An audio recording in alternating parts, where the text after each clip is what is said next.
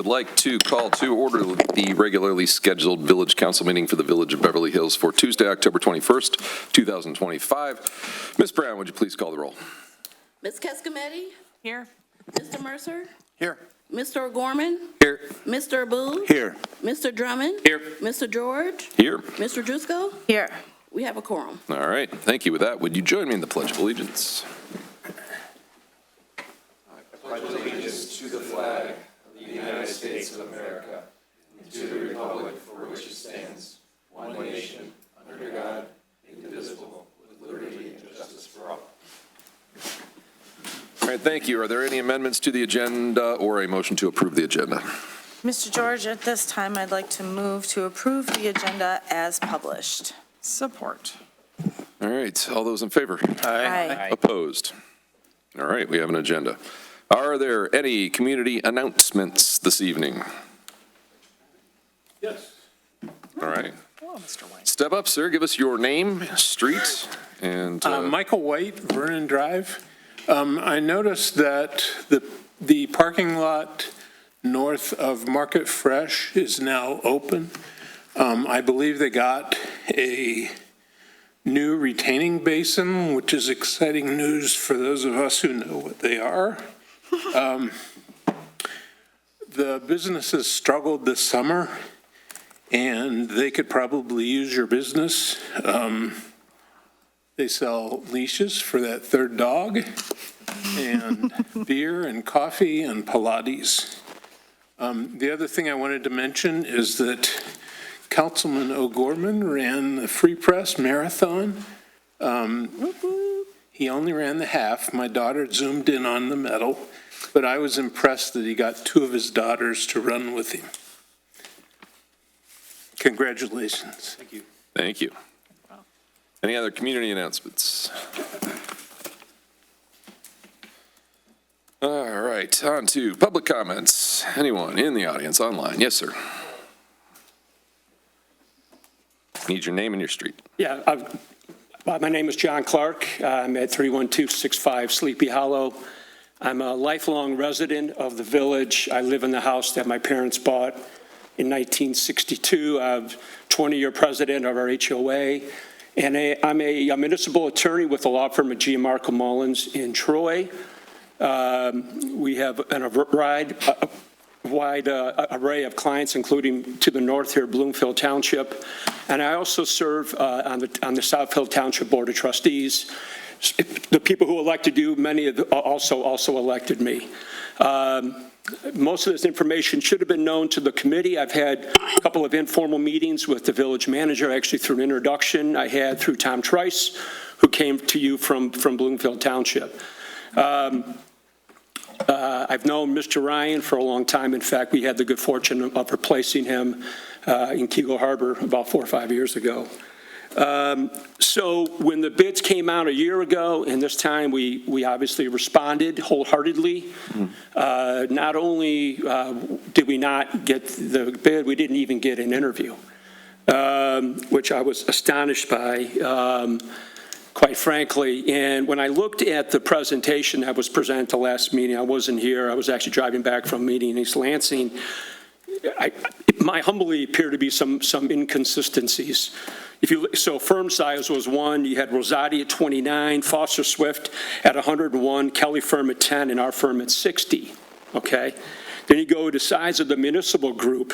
You had Rosati at 12. You had Foster at 3. You had Kelly at 10, when we're actually at 8, okay? Then you have other communities, Rosati had 50 to 60. They can't be direct municipal clients. That's impossible. You'd have to have 100 lawyers. That must be representation through insurance defense claims. Okay, Foster Swift, they had listed as 200 municipal clients. Again, impossibility in terms of direct representation, which is what you're hiring a municipal lawyer to sit next to your village manager. Kelly Firmy had 10-ish, and actually ours was correct, it was 25. And then fees, you had 190 Rosati, Foster 295 to 320, Kelly at 165, and us at 175. So again, we're right in the range on all 4 of those, okay?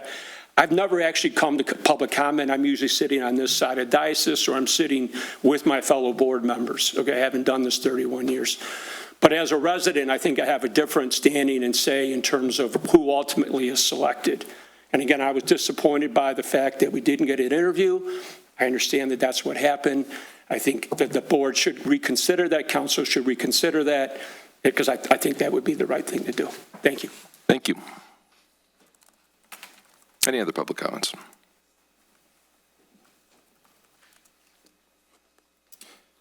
All right. We'll move on from public comments to the consent agenda. On the consent agenda, we have E items this evening. This is something that I'm working through with humor because these used to be numbered. There are 5, but anyhow. A, approve October 7th, 2025 Village Council minutes. B, review and file bills recapped as of Monday, October 20th, 2025. C, approve DTE streetlight replacement program. D, adopt chicken permit fees. E, approve Parks and Recreation Board events for 2026. Mr. George, at this time, be it resolved that the Village Council of the Village of Beverly Hills approve the consent agenda as read. Support. Support from Mr. O'Gorman. Ms. Brown, would you please call the roll? Mr. Mercer? Yes. Mr. O'Gorman? Yes.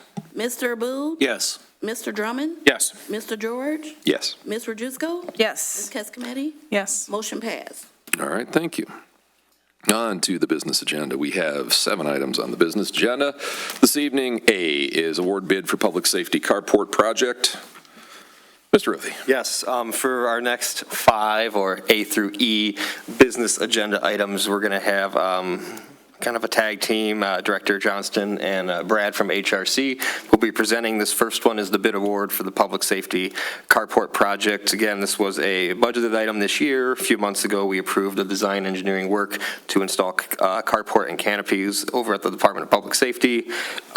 We've received 2 bids, and our recommendation is to go with the low bidder with Division 1 alternate, Division 2 base bid, Ross and Barr Classic Carports. Brad can add more or answer any questions you may have. Don't really have much more to add. Both companies were well equipped to do the work. The company that we're actually selecting or that we're recommending here actually installed the original carports, so they have knowledge of the area and their existing infrastructure they put in. But if you have any questions on it, I can hopefully try to answer or get them back to my architects who put this plan together. I mean, it probably, for people who are not following along in the packet, if you could just give us a brief on the scope of the project and, I mean, yes, they're carports. Yeah, they're installing more carports in the public safety parking lot area. We went over the plan with public safety to get exactly what they wanted. So that's the first part of the project. Second part of the project is we're putting a, I guess, awning would be over the mechanical equipment behind the building to protect it from the elements. So those are the 2 elements of the project. It's a fairly simple project. Most of the carports are kind of prefabricated. Obviously, you have to put your foundations and things in the parking lot, but other than that, it gets set up pretty quick. So We're about $52,000 remaining budget once we approve this bid. We had a budget of $150,000, so we're doing great. We're with way both under, of these bids. you're Yep. saying? So it's 2/3 of what we had anticipated. How many vehicles total are we able to keep covered? that's a good question. I don't know the answer to that off the top of my head. Again, this was our architect's project. I really Understood. had little involvement in Understood. it, but they were more than capable. Okay, and do we know the Does Neil know? 9 more? See, Neil knows more about this one. Neil can step up so people can see his smiling face at any time. 9 more. And what's the anticipated lifespan of these? Well, how long will the first ones last? 50 plus, hopefully? That would be delightful. All right, other questions from council? Yes, sir. This field paint, steel beams and columns, what's the typical color of those beams? I mean, is it going to be, obviously it's powder coated, I would imagine, so it's not going to like rust fast? Powder coated, and the color selection will be whatever public safety decides it wants to be. Okay. Purple zebra stripes. Sure, it'll try and match the the goal is to match the existing that's there. Frank. Do you know more about that? They want to try to match the current carport. We can't see you in the frame. The at-home audience would like to. It's lagging. Don't worry about it. I'm sure they can see you. So, okay, to match existing. And we've notified the residents in the area near us or on the other side of us, or? Yeah, we can let them know we're going to do construction. I think we should, because it's going to be kind of loud, that's all.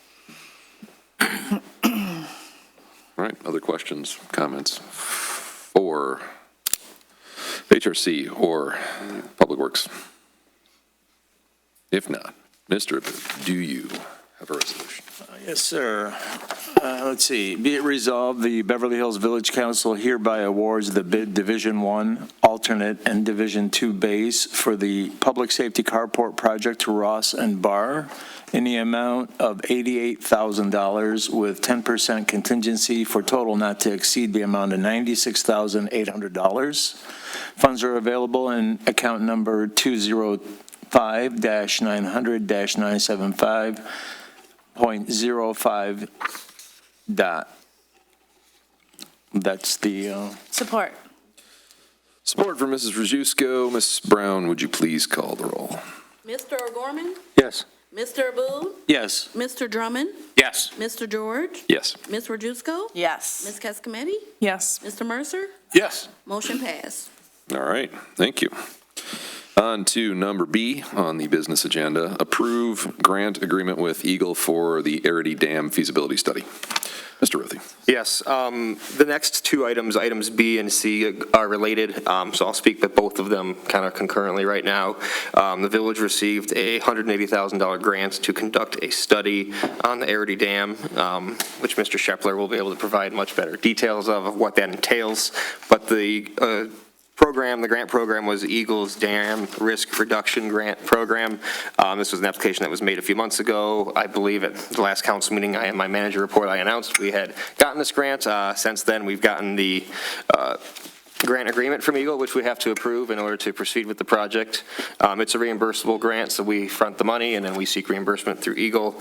And then as part of that, the next item, item C, is we're recommending Hubble, Roth, and Clark perform the study for the dam. So those kind of both go together, and Mr. Shepler, once again, will likely be able to answer the questions and give a better overview than myself. Okay. Thank you, Mr. Rothy. Yeah, so back in, I believe it was November last year, we came to you about this grant application and discussed with you briefly as what we'd be proposing for a feasibility study for the grant. A little background. In 2023, Eagle did an inspection on the dam and found the dam to be in poor condition and listed a bevy of repairs that they wanted to see done to the dam. Put a cost estimate together, preliminary cost estimate together at that time for kind of some of these repairs, and they came out to somewhere in the $500,000 range for the repairs. So at that look at that cost, management at that time came back and said, hey, do we really need to spend this money? What is this dam providing for the village? Maybe we should take a look at, holistically what we should do with this dam. Essentially, and that's where we came to say, okay, well, there's grant applications for this. Let's try and apply for these. Maybe we can get some money to study this and give council an alternative analysis of the things that we can do and what would be the, what would occur should we do these. So that's where the feasibility study kind of came about. So the feasibility study would look at, let me get the stuff here. Look at 5 things essentially. We'll look at what if we replace the dam. What if we did these major repairs? If we perform the major repairs, how long would they last? And then what would be the ramifications of that?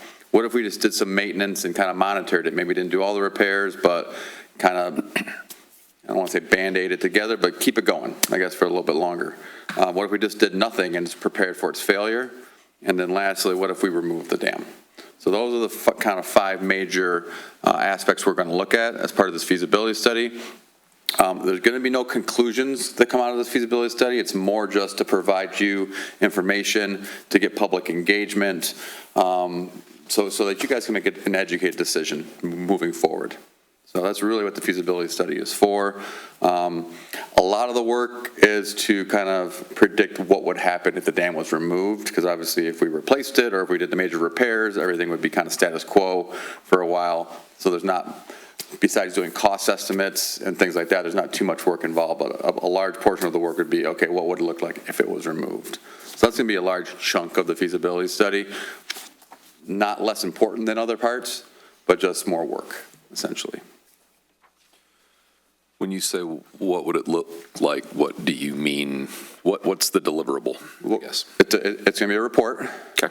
And then what would it look like is we do have plan for an architectural rendering of the area if it was removed. We do have a what's called a geomorphic survey of it, which will predict based on the upstream and downstream reaches what the stream would look like if the impoundment was gone. Like how wide would it be? How would it meander kind of?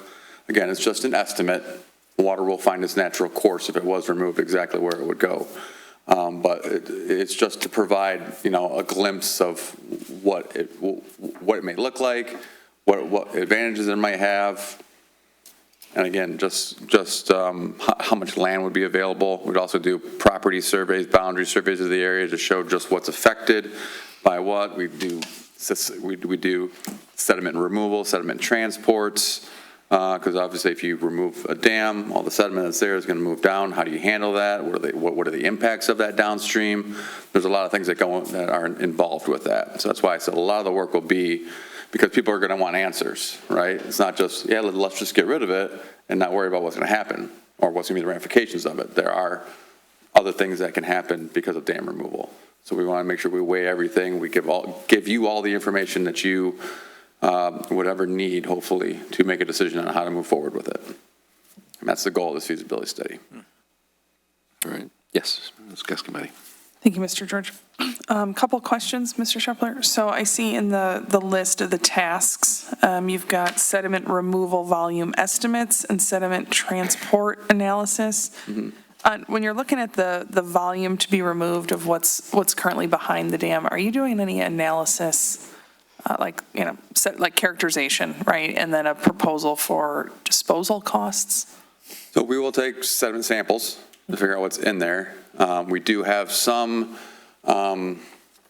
previous work for when we did the dredging of the Quarton Lake Dam. So kind of similar materials make its way down there. We'll do a bathrhythmic survey, which means we'll actually take shots of the bottom and then get sediment depths and kind of do it's 5 inches here and 4 inches here and 3 inches here, and kind of in a grid pattern to kind of get a volume estimate of how much is there. So that's all. Did I answer your question fully? So, yeah, but we're looking at the estimate of what's there, but I'm more concerned about the cost of what we would do with it, depending on the results of the sampling, right? Like, can we presume that we can leave it there and sidecast it, or? There's a way you can manage its transport. So slowly move it downstream. That won't cause any issues downstream. Okay. That's an option. That's usually a low-cost option. Okay. If it's environmentally safe. Okay. You're looking at me like you don't That's think okay. it is. No, I'm curious. I'm listening, Mr. Shepard. Or you can remove it and dewater it and then haul it off. That's another option. Right. And these are all things that we'll develop in the cost estimate for the dam removal. Okay, so we will get a cost estimate. So my main concern is that often with dam removal, the biggest sticking point is managing the sediment, right? And that's the biggest cost. You also got to do stream restoration at that point too, because there's going to be a stream that's going to go through there. You need to put in, you need to get your channel. Got to get a channel established, right? Environmental I just want to make sure when we get this report, we'll have a full picture of, like when we're evaluating the options of repair, replace, remove, we have a full picture of those costs. That is the intent and the hope, yes. Thank you, Mr. Shepler. Other questions? Yes. I do just have one. So obviously there's two different places the water goes over. It's not just this one dam, but there's the section under the road too, correct? There's a dam and there's a The secondary spillway. Right, so I just want to make sure that people listening at home understand that this is not the section underneath the road that was fixed in, what was that, Correct. 2014, 15? But will we will we also get an understanding of if we do decide to remove that dam, or if we repair this, will this dam have to be higher, like that spillway was higher? And if it is removed, what happens with that spillway, right? Like, does it, The spillway would stay. right? We wouldn't need to remove it. It's But it a wouldn't bridge be at that point, spilling. Well, that's going to be one of the ramifications Right. of dam removal. Now, all of a sudden, you don't have water going down that way. So is that something that we need to add? A feature that puts water into that little stream to make sure that they still get a constant flow of water. Right. Those are all things that, again, That'll hopefully be the part of the stakeholder report, though. engagement would give us some information on that, and then it was something we'd have to add into the cost estimate for the dam removal. I know they do that to a stream up at like 14 and Telegraph. They enclose the whole thing. People were like, we want our stream, so they actually pump water into a stream to maintain it. Okay. So it's not like it hasn't been done around here. Okay. So it's a matter of that that's something that's an expectation, and that's the direction the village wants to go, and say, yes, make sure you add that into your cost estimate. It's something that needs to be considered. Okay, yeah, I'm just curious how that, I'm looking at the map as we're talking about it, going, how would that work? So, yeah, it'll be great to have that information, thank you. Other questions? Yes, sir. More of a better understanding for me personally, and obviously whoever was thinking the same way I was. So as far as the original concept of the dam way back when was to get water, divert it so you can do a sawmill and have electricity, so on and so forth. Correct. So, obviously that's not around anymore. And so in your feasibility study, you're saying that's one option, that we would just remove it, and what are the ramifications when it's removed?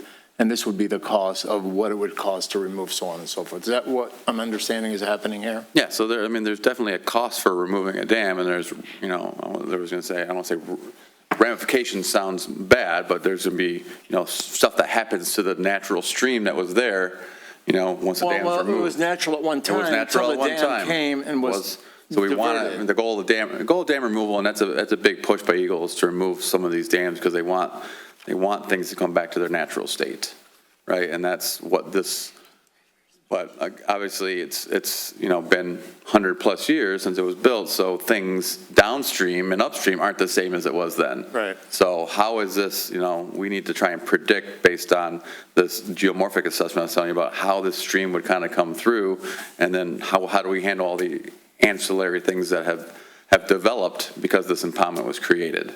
All the sediment that's there, the lowlands there, all the houses that have been built now around there that feel they have, that they're on a lake, and then they won't be on a lake, they'll be stream front now. So what does that have to play in? Well, there's going to be a pond is what it looks like.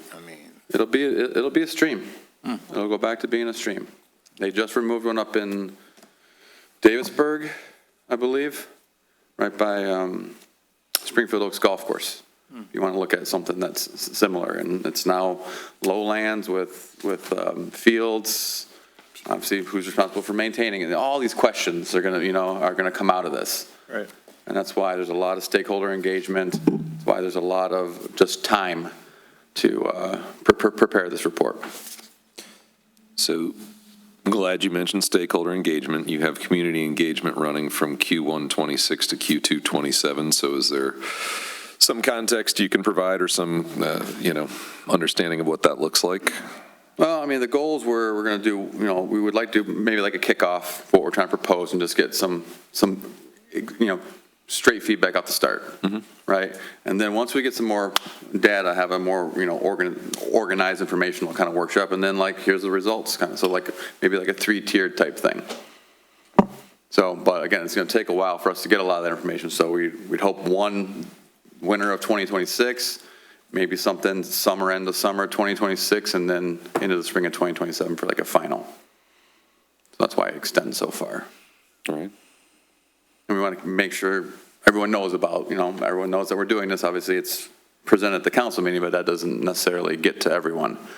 So, we'd like to send some flyers out, door hangers, things like that, just to get people's attention and give them a couple weeks in advance notice of when we want to do this and try and get, I mean, they know these areas better than we do, right? And that's why we want to get their feedback.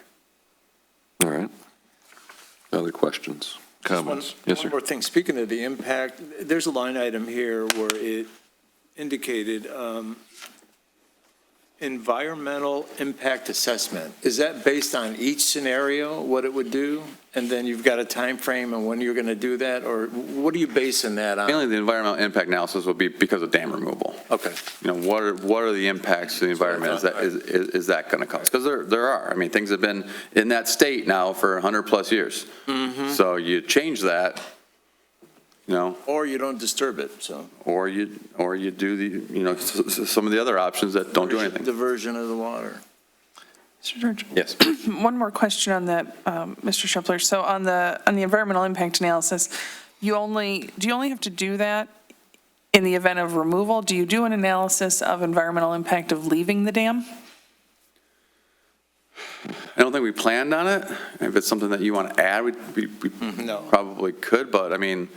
Well, I think it's worth discussing. So from memory, again, so just hold on, Rock, if I could. So from memory, my recollection is that the Rouge River Watershed Management Plan identifies these dams on the Rouge as impairments, right, to fish movement and to, you know, natural hydrology and storm flow and all of these things, right? And so, you know, there's a reason that the Watershed Management Plan identifies dam removal as a goal. And I just wonder if when we have all of our options on the table and we want to weigh the pros and cons of these different options, if it wouldn't be worthwhile for us and our community to understand the impact of maintaining the status quo. Yeah, well, it'd definitely be as part of the discussion when discussing each of the options, whether we're going to go through, you know, as in-depth an analysis as we would do for that, because we're not changing anything, so it's. Right. There's really no impact to the current environment, right? So if there were impacts from previous that we know about and have been discussed in watershed management plans that will be kind of brought into the discussion. But in terms of doing something new, don't know how much. Okay. It's been and it may not need to be a formal, you know, environmental impact analysis, but I do think it's worthwhile when we're laying out our options if we could also consider environmental impact of status quo. Okay. Thank you. Yep. Other questions, comments? Mr. Mercer. Thank you.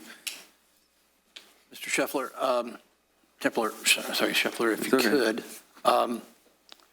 does the state of Michigan or Eagle, do they come out and inspect these dams and give them ratings or grades? Yes. Has this one been inspected recently and has it gotten a grade? In 2023, as inspected, it was given a poor grade. Poor grade, right? Yeah. So it's not really a question of if this dam will fail, but when? Correct. So I'm guessing if we would choose to do nothing with this, the comments or questions around sediment removal or what to do with it is kind of moot point, right? Because it fails, it's going to just go wherever it wants once it fails, right? Well, There's be bigger cleanup after that. Yeah, part of the analysis would be if you did nothing, what would be the impacts on that? Yeah, You know, because you're also, if it's a catastrophic fail, now you're getting a huge slug of water, and there is a high hazard home downstream of that they would say might get flooded. Right. Should a catastrophic failure occur. Yeah. So We've one seen of that in other communities. Yeah, so one of the suggestions might be, well, if we know it's failing, maybe we have to lower the water level a little bit, and how low can we get it so that it's not it's no longer a hazard impact. Things like that we could discuss if the choice was to do nothing and just let it fail. So those are some of the things we would analyze while doing that. Again, sediment is another one, because with all that water will go all that sediment, and then whose responsibility would it be to remove all that sediment downstream? If you were given the shot, or if you were given the report saying your dam was going to fail and you chose to do nothing, would people downstream say, well, that's yours to clean up? You knew about it, you did nothing, or do we remove it beforehand? But then you're just going to get more. So again, all these things to think about. That's a lot. Okay. Thank you. Any other questions? So, since we have 2 agenda items on this. B, being approved grant agreement with Eagle, and C, being approve the engineering services proposal that would be accomplished with the grant funds and the village match. Am I correct in that characterization of this? So Eagle, this is a $200,000 project. Eagle is paying $180,000 of it. So that's good. Appreciative of Eagle giving us the funds to do the study. So we're paying 10% of it, assuming we vote to approve this. I think that is a low-cost way to get a lot of analysis. I assume the grant document has been reviewed. Yes, it has. Yep, Attorney Ryan approved it. Even if it had not, I mean, I know we have to, but I also am suspect of the volume of changes Eagle approves in these types of documents. Maybe I'm wrong, but glad to hear Mr. Ryan, our village attorney, has reviewed and approved the document. So as both of those go, the choice would either be to approve the grant agreement and then approve HRC's proposal to do the work, or to do neither of those. Or I guess C is approve the grant agreement and then go shop it, but we're, we have people in the room with great familiarity with this, so I think we've got a reasonable path of work. So before we, yes? If I could, one comment, one question. So on your first part, it is not uncommon for those grant agreements to be amended or modified should an error turn up. I mean, most of it's boilerplate. Yeah. But if a community needs more time, for example, I mean, that's a really common amendment, right? To have the timeline extended or something like that. So working with the grant manager, I don't think that's problematic. I was going to ask Mr. Schepler, when we got to C, approval for the proposed engineering services, can you talk about projects you guys have been involved in, or whether or not you would sub any of this out? I mean, do you do all of this geomorphic work in-house, or like sell it a little bit, Brad? Sell a little bit. So yes, we've done dam removal projects before. It's not something we do a ton of, but we do have the expertise to do it. We have a PhD that does all the geomorphic analysis for us. We have one of the top hydraulic modelers for floodplains that I know of. We have surveyors that can do all this work. We may have to sub out the geotechnical if we need to get sediment samples and have them analyzed. That might be the only spot where we need to do, but everything else we should be able to do ourselves. We got the architects on staff that can do renderings. We've even done 3D models of floodplains and things like that if budget allows to kind of show that. So yes, we do have the expertise to do it. Are there others around that do this more often? Potentially, yeah. But we have, like Mr. Rothy said, Mr. George said, the local knowledge. I think that would make this a real nice project. Okay. And the stakeholder engagement, I think, is a huge part of it.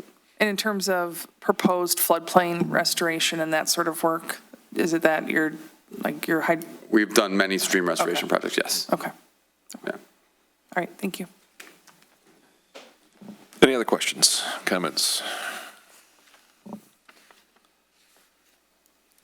Anybody online or in chamber have any conversation they'd like to add to this before we vote on it?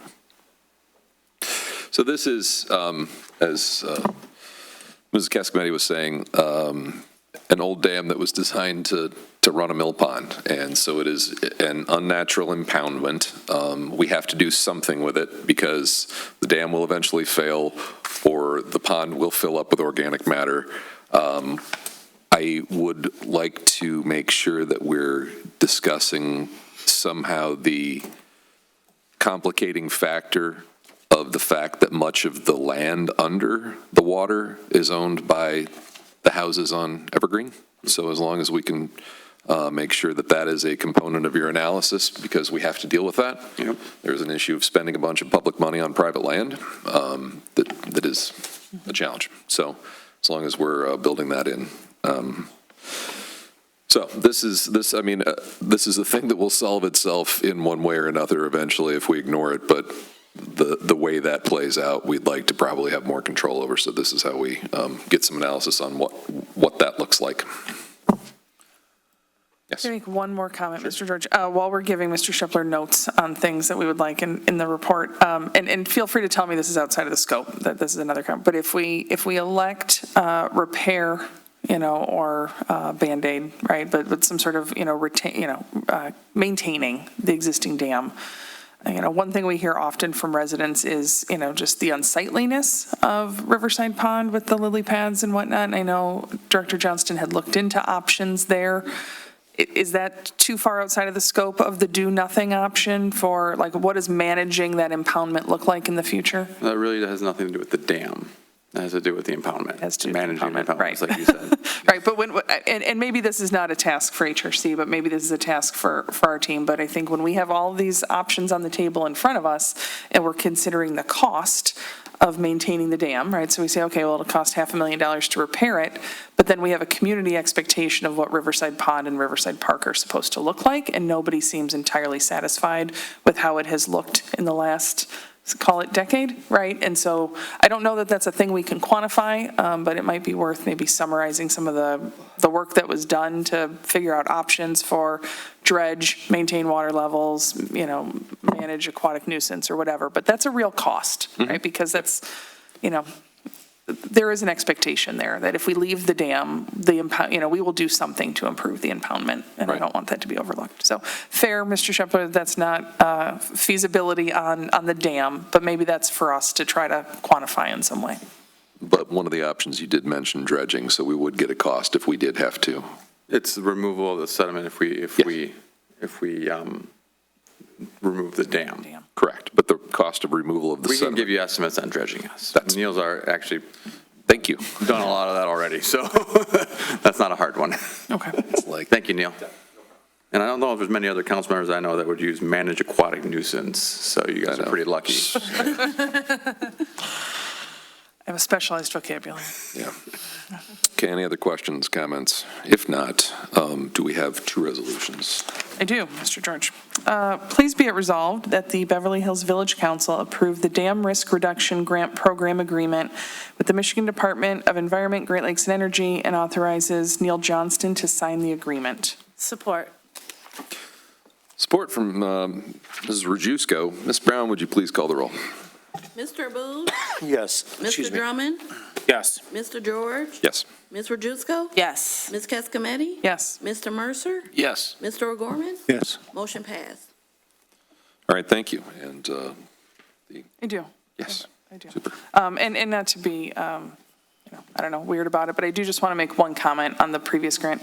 I have no decision-making role in that grant. So I know often people use the word eagle and they look down at me. I just want to be very clear to the public. I'm not signatory to that grant. I'm not in that program. I'm not in that decision-making role at all. And if I were ever to be in that position, I would recuse myself. Okay, next resolution. Please be it resolved, the Beverly Hills Village Council hereby approves the proposal from Hubble, Roth, and Clark to conduct a feasibility study on the Arity Dam. Support. Support from Mrs. Rajewsko. Ms. Brown, would you please call the roll? Mr. Drummond? Yes. Mr. George? Yes. Ms. Rajewsko? Yes. Ms. Cascometti? Yes. Mr. Mercer? Yes. Mr. O'Gorman? Yes. Mr. Booth? Yes. Motion passed. Thank you. All right. Mr. Shepler, don't move. On to D, approved design engineering proposal fiscal year 27 through 2030 water main improvement projects. Mr. Rothy. Yes, the recently completed water and sewer rate study established a sustainable capital investment target of about $2 million annually before we adjust for inflation in future years. A significant portion of that $2 million allowance was for the ongoing water main replacement projects. We just completed the Pierce Water Road replacement project. I believe that was one of a handful of water main replacements we've done in the village in recent decades. Our system is older, as we all know, and I'd like to get ahead of it. I'd like to start identifying uses and specific projects for that $2 million allowance each year. So working with Hubble, Roth, and Clark and Director Johnston, we identified some water main areas in town. We used the decision support tool that this council previously approved, which led directly to the selected sites. And we also selected these based on again, what is that 2 million going to look like each year? How far will that take us? Like basically, how many miles of pipe can we do, each year with the budget that we have? So if approved, this would be design engineering work for about 14,000 linear feet, which is just under 3 miles worth of water main. The locations are detailed in the proposal from HRC. I won't read them, and Brad can maybe speak on them. But one of the ones that I do want to highlight is the continuation of the water main up Southfield Road. I know that's kind of phase one was the Pierce water main. Phase two would be this, and then it would be the matter of disconnecting all the services and getting them on the 8-inch. But there's a few cost efficiencies in designing multiple years at once. We have some flexibility if a grant should arise, or, we seek an earmark like we did with Rashida Tlaib's program. We have shovel-ready projects. So having a few, in the quiver, so to speak, I think is a good public policy. And again, we have about $1 million in just random water sewer projects this year. This is $340,000, so still got $660,000 left we could spend on capital for water and sewer this fiscal year. So again, it's within budget. I think it's good policy. I know it's a little bit different approach than we've done before, but again, I think it's a good direction for the village to go in. And I'd be happy to answer additional questions, or Director Johnston or Mr. Scheffler. All right. What questions does anyone have? Quick question. Yes. Thanks, Mr. George. So in these, Mr. Rothy, in this summary, it says it's a proposal. The design encompasses approximately 14,000 linear feet of new 8-inch water main on these, east-west streets here in East Beverly, and then some over in West Beverly. Can you talk about what's there now? Do we have 4-inch line On on this? Southfield Road, yeah, there's 4 and 6-inch that kind of are that north-south main. Okay. It's kind of a house in from Southfield Road. There's currently no water main on Southfield Road, and that large right-of-way open space that we have, it's tucked in between houses and stuff for whatever reason. Okay. So, yeah, it's currently 4 and 6. We propose 8. We will model it with 12 to see if an 8 or 12, there's a 12-inch on the west side of Southfield. Typically on major roads, we do, especially that wide, we do 2 water mains on each side. Typically they're larger, but I don't know if a 12-inch will be necessary. I think an 8-inch will be fine, but we will model it during the design process to make sure we have the correct sizing. But if it's working okay with the 4-inch and 6-inch right now, assuming an 8 would be okay.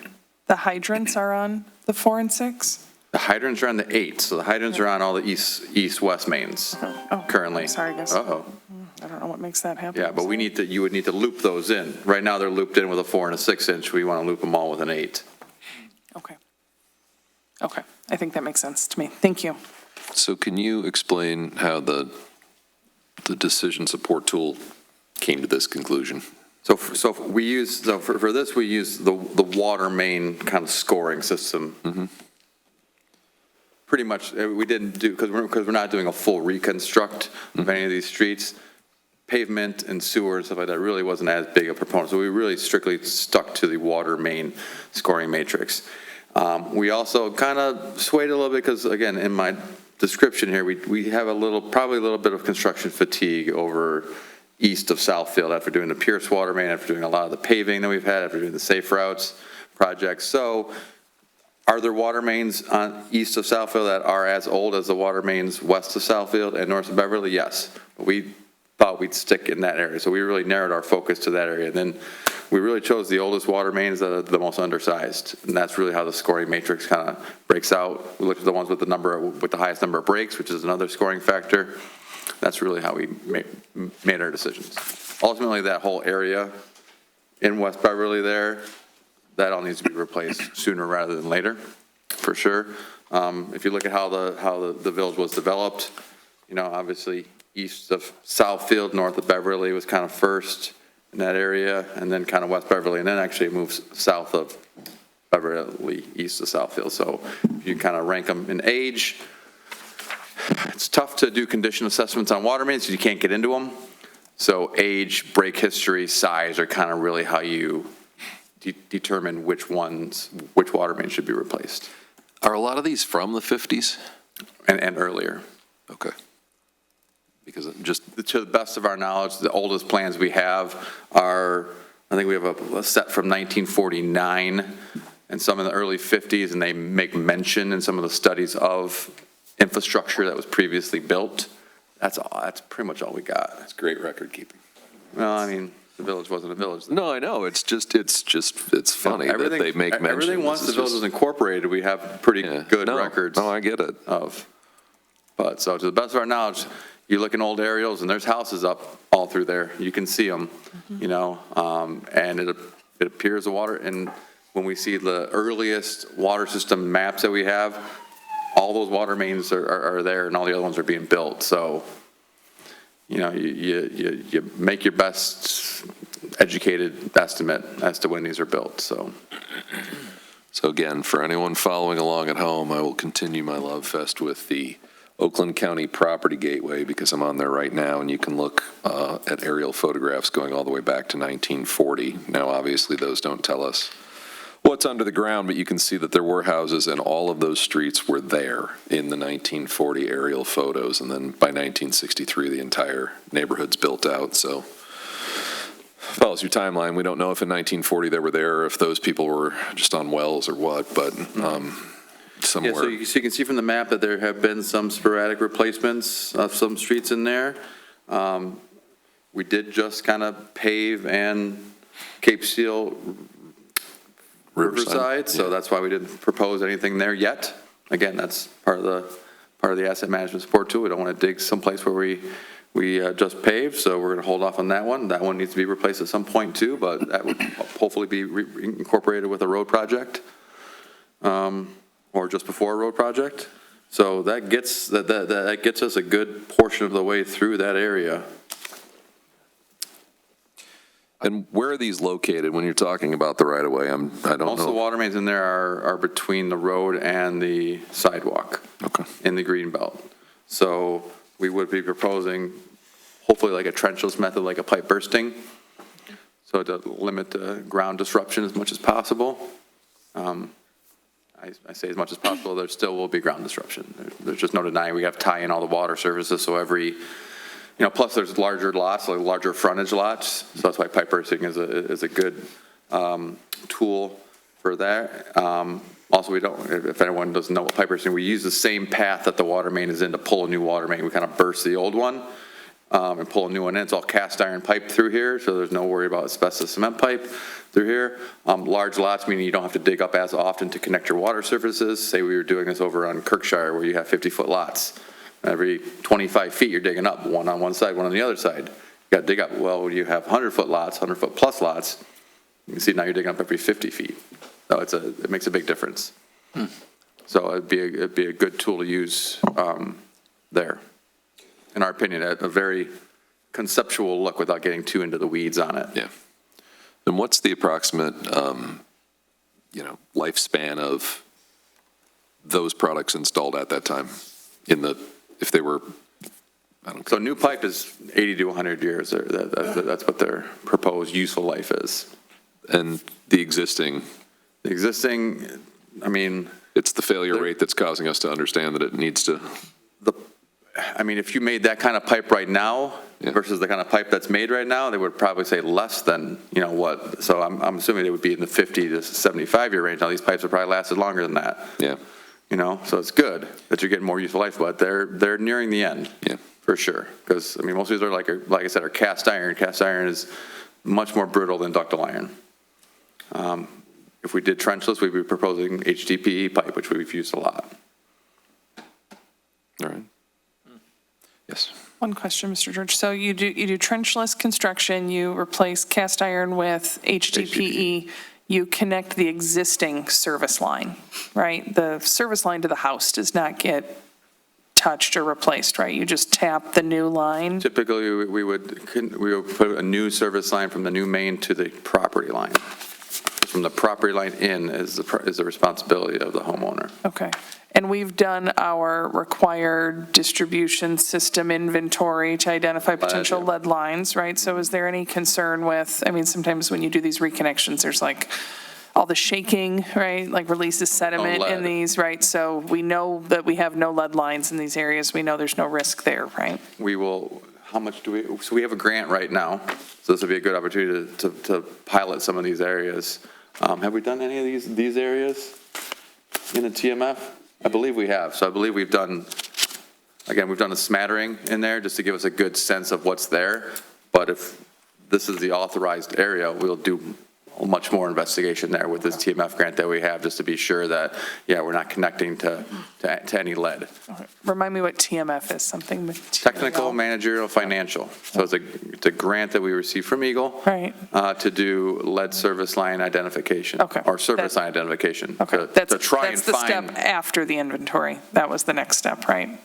well, it just happened in terms of the timing of it. It would have been great if they would have given us this grant before we had to do that, but Okay. it is what it is. Okay, all right. We got it. Because we had to pay, you guys paid for that out of pocket to do the 370 or so that we had to do to get our complete distribution system materials inventory done. With our ARPA money. With some ARPA money, yep, and some out of pocket as well. But it would have been real nice if they would have had that grant program available before it, but. Okay, all right. Is But what we don't is- have concerns essentially from like a public health standpoint of any impact? We found to a how much? couple, but they've been replaced right away. Okay, all right. Thank you, Mr. Scheffler. Other questions? Mr. Mercer. So I have a couple of questions. I don't know if this is for Mr. Scheffler or for Mr. Rothy, but in this budgeted amount, we have a budget amount in this account of $1 million, and we're looking to tap about $340,000 if this is approved. The remaining funds of $660,000, that was for additional work to be done that would then go into replacing water mains, or is that just all earmarked for possibly this study? No, it's earmarked for like any kind of capital project, so whether construction or design. It was essentially as we're going to build the rates and, basically have an allowance of $1 million, that we could spend this current fiscal year on projects. I'm proposing that we spend, with no projects particularly identified at the time the budget was adopted. So I thought this would be a prudent use of that line item. If we don't appropriate any more money out of this account, it goes into the fund balance and could help us, fund projects in the future. Right, so the $340,000 is going to get us a study that's going to take us to projects that could go up to 2030. Yeah, and this is a good time, I wanted to make this point. What the council is being asked to do right now and approve, again, our engineering plans for 14,500 linear feet of water main. It doesn't bind this council or future councils to, we're going to fix this pipe in this year. Legally, we can only adopt our budget one fiscal year at a time. But what we would do is we would have plans in place for, again, about 3 miles worth of water mains that, as part of, the annual budgeting process, we can say, hey, we have this plan, it's already been designed. And the city council, or village council at the time, we'd like to put this plan in this budget. So, for example, if we have a project for fiscal year 2029, that doesn't mean we're doing it in fiscal year 2029. If we have a ton of water main breaks or something, we could move that one forward. But it would be kind of an annual decision by the village council of which project to choose, but we have them all ready to go from a design, like ready to bid, standpoint. And spending this money now, we will be basically paying it forward a little bit, meaning that we will still incur engineering costs with projects that go forward, but this will save us some time not having to do that, maybe save us some money in that the time value of money is what it is, but we don't think this is going to be throwaway. All of this is going to be. I want to do all these projects. Yep. Okay. Yep, I want to do all these projects the year. There's some flexibility there, but, I think we use the tool that the council approved to identify these areas.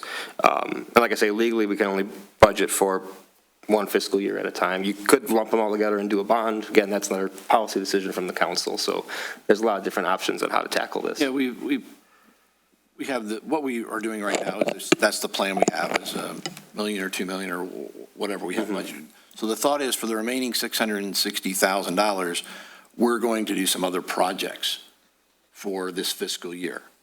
Yes, we can. Yep. Yeah, we haven't earmarked that yet for anything. Correct. Okay.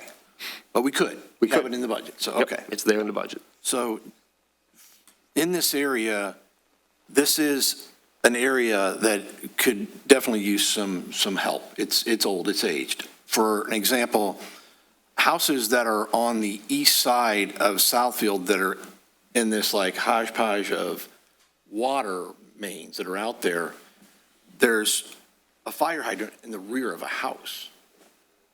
Okay, so you're 2 or 3 houses off of Southfield, and there's a fire hydrant in the back. It doesn't make it really accessible for fighting fires. It's great if you're one of the 4 houses that surrounds the fire hydrant, but it doesn't help you more than that. Now, we have other hydrants down the street, so that just happens to be they put a fire hydrant there probably because that's what we had to do at the time. So that's where the fire hydrant went. The thought is we'll move these and abandon that, move these out at some point into more accessible areas. The Southfield Road project will help that, yes. And then remember, all those areas between Southfield and Pierce, Beverly, and 14, they have relatively new water main in front. In 1981, that project was done. So all those streets have relatively new water main. Right. Most of them, there's a couple that had 8-inch on this road, but most of them have relatively new water main for the area. Right. Yeah, So- this area where it has the fire hydrant in the back, there's a fire hydrant in the front too. So it's Yeah. like, it's just an extra, they haven't abandoned it because there's still a water main that's being used there and there'd be no reason to, I guess. Good for 2 dogs. The other thing is, I know from experience of at least one of the oldest houses on that east side was built in 1948. And I was able to get a very good look at the water supply line in the homeowner's front yard this year, and it is indeed copper. So one of the oldest homes built in 48 in that area, it's copper. Hopefully all the other ones are, but we need to make sure, but just point of reference. No, we did, how many did we find on Kirkshire? So Kirkshire, that little area of Kirkshire, just east of Pierce there, was one of the oldest areas. Those are the 20s. Yeah, when you get up in that area, Yeah. those are, but in this area that's kind of where we were working on, it's, at least they're becoming more copper. Correct, so over there. in that area, it was more predominant, we found a little bit more lead, but you're right, as soon as we get out of there and get back in, get into the, the Kinrosses, the streets west of Pierce, Burwood, they were relatively copper. Right. Okay. We have not, have we found any, Yeah, we found, like anomalies, we you found know? about 10 of them in town. Total? Total, 10? Total, yeah. Yeah, of the unknowns. And that's, so we did 370 as part of our original DSMI, and then we're at around 300 again. So I mean, we're at, over 600 done, and we found 10. So they're there. They are, the reasoning behind them is not all there. We did identify that Kirkshire area and got that taken care of because we knew that was an older area, and we have found some older houses and, put some trends together, but some of the anomalies we find, they're just probably what the plumber had on them at the time when they were connecting. I'll make you a deal. Yeah, exactly. Got a copper on the truck and Yeah. grabbed what he had. Yeah, no, this is just buying our engineering for the next 4 project years in bulk. now. Yeah. And so, let me ask this, just so that we're clear that our engineering plans hopefully won't become obsolete if we don't get to one of these for 5 years. Land doesn't change. The only thing we got to do is request for permit extensions. It's really, once we put the plans in and get them permitted, we'll just have to every 2 years. If we don't do it, we just got to request a permit extension. Okay. Other than that, I mean, Just wanted to be clear on the that. topography doesn't really change around here. Right. I mean, the products aren't going to change. I mean, unless there's a new and improved method that comes out in the next 5 years on how to replace water main or a new product, I don't envision Good look. Yeah. them changing too much. Okay. It's pretty status quo type business.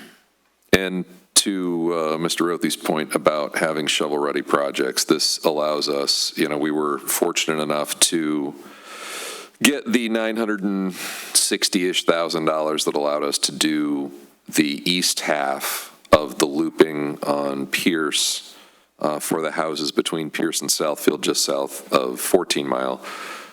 if we've got the engineering done, it makes it easier for us to say, here's the project in a can that we'd like funding for, and our hope is, our great hope is that we can repeat that with the west half of that. And the permitting is the even bigger issue, getting the permits too, because the permits are taking as long as the engineering. So All right. having the permits in hand helps a lot as well.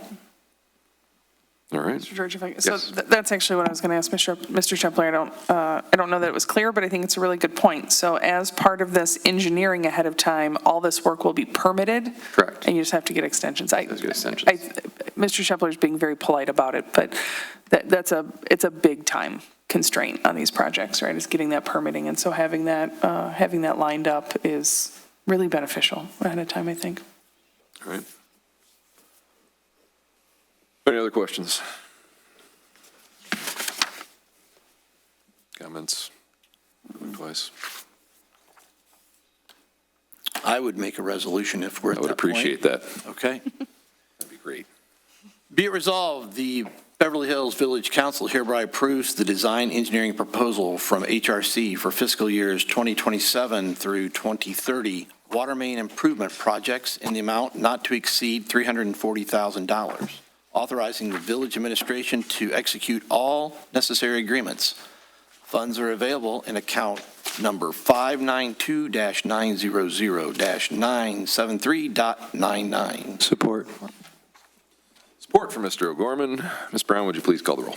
Mr. George? Yes. Ms. Rojusco? Yes. Ms. Kescometti? Yes. Mr. Mercer? Yes. Mr. O'Gorman? Yes. Mr. Booth? Yes. Mr. Drummond? Yes. Motion passed.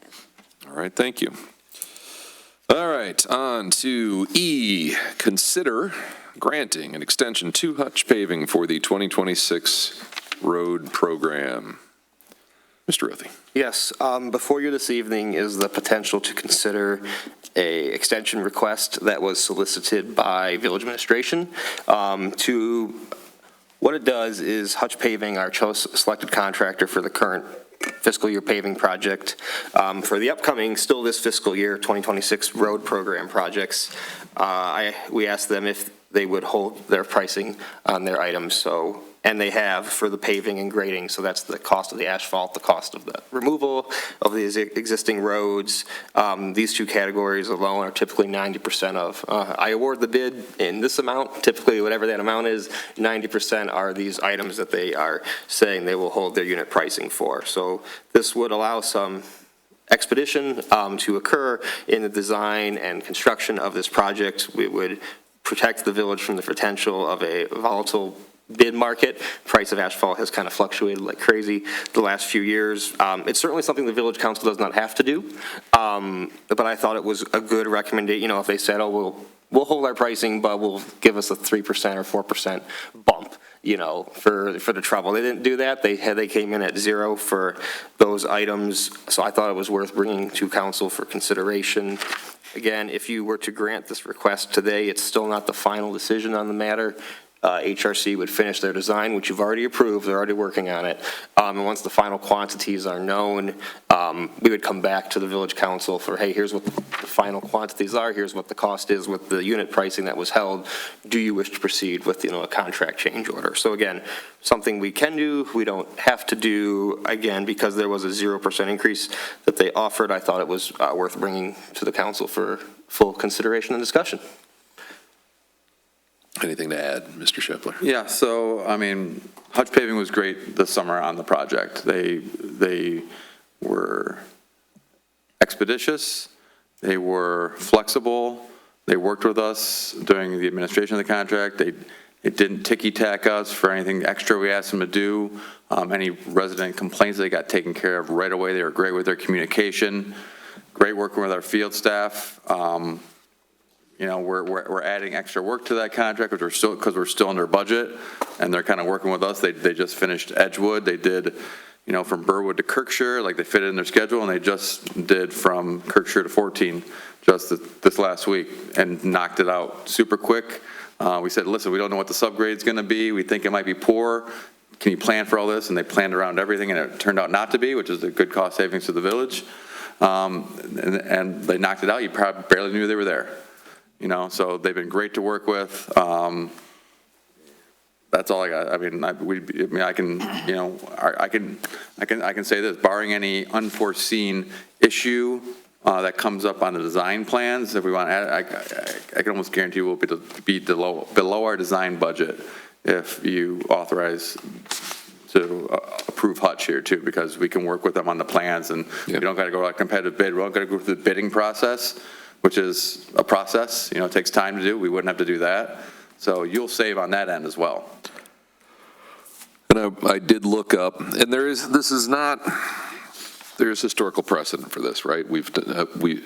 And you might be the one who knows. I know I've sat here and done this. I've failed to look it up, but in the last handful of years. Well, done it and not done it, you know? Yeah, well, but we have done it. We have done it, yes. And I looked up, though, when we hired Hutch, which was the May 20th council packet, and the memo you provided at that time, we had 9 respondents.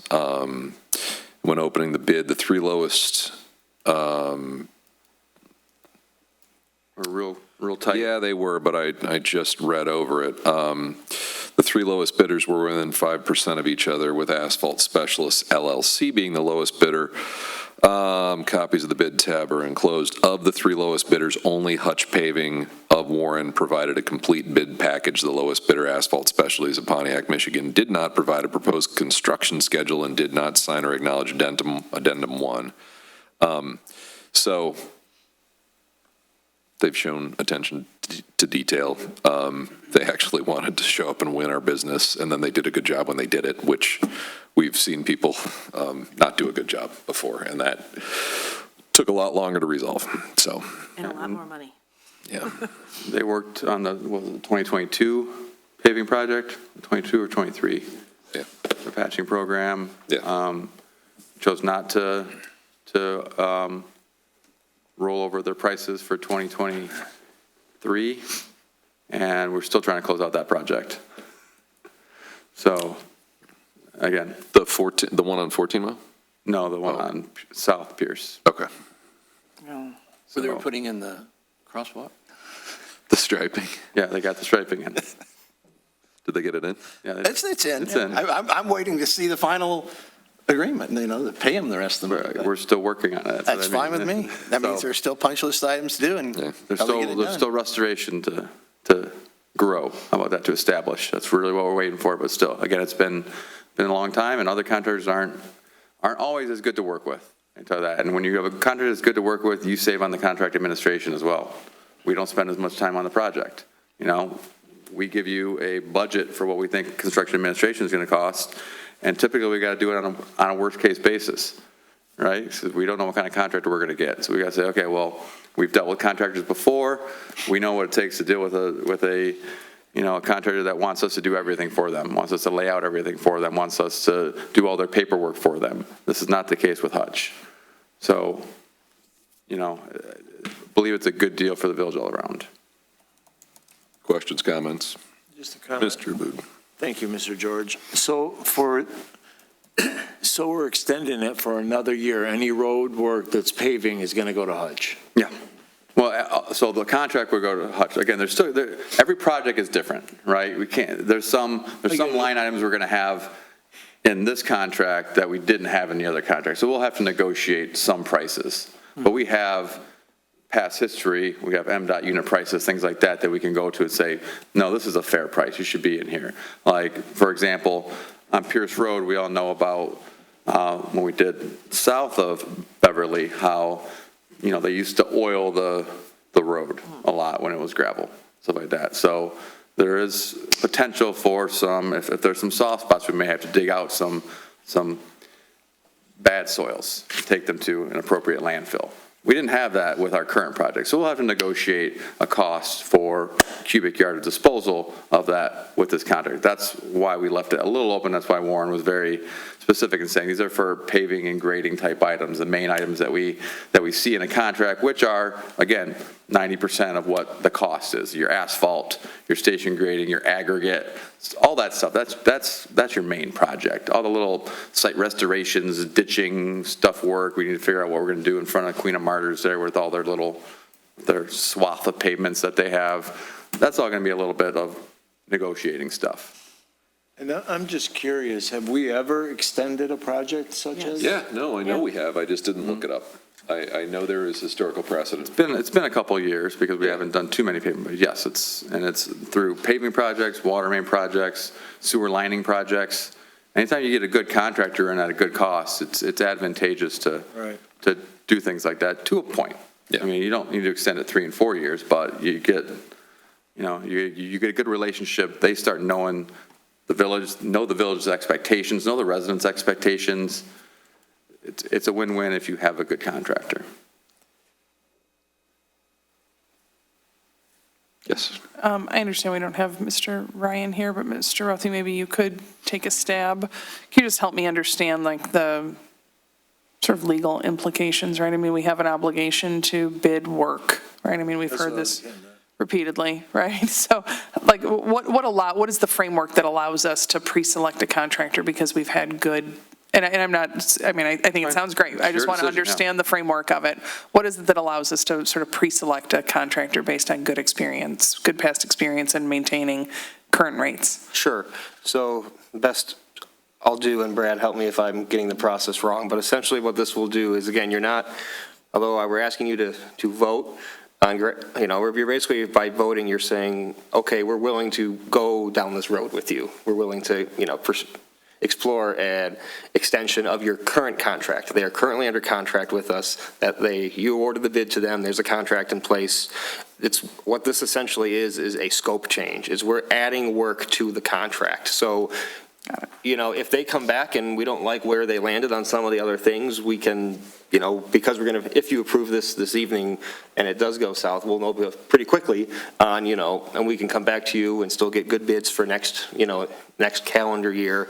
But the council, that is, would have to approve, would be essentially change order 1 to the contract. So that's the mechanics of how this works. Whenever you would have done this in the past, it likely would have been in the form of a change order. Exactly, you'd be change ordering this work into the contract. Essentially, we'd have just to adding quantities. adding quantities, then we'd have to redo the substantial completion date and things like that as well, because they're obviously another year. But Okay. I appreciate how that was explained. Thank you. Has this been reviewed with Mr. Ryan? Yes. Okay, thank you.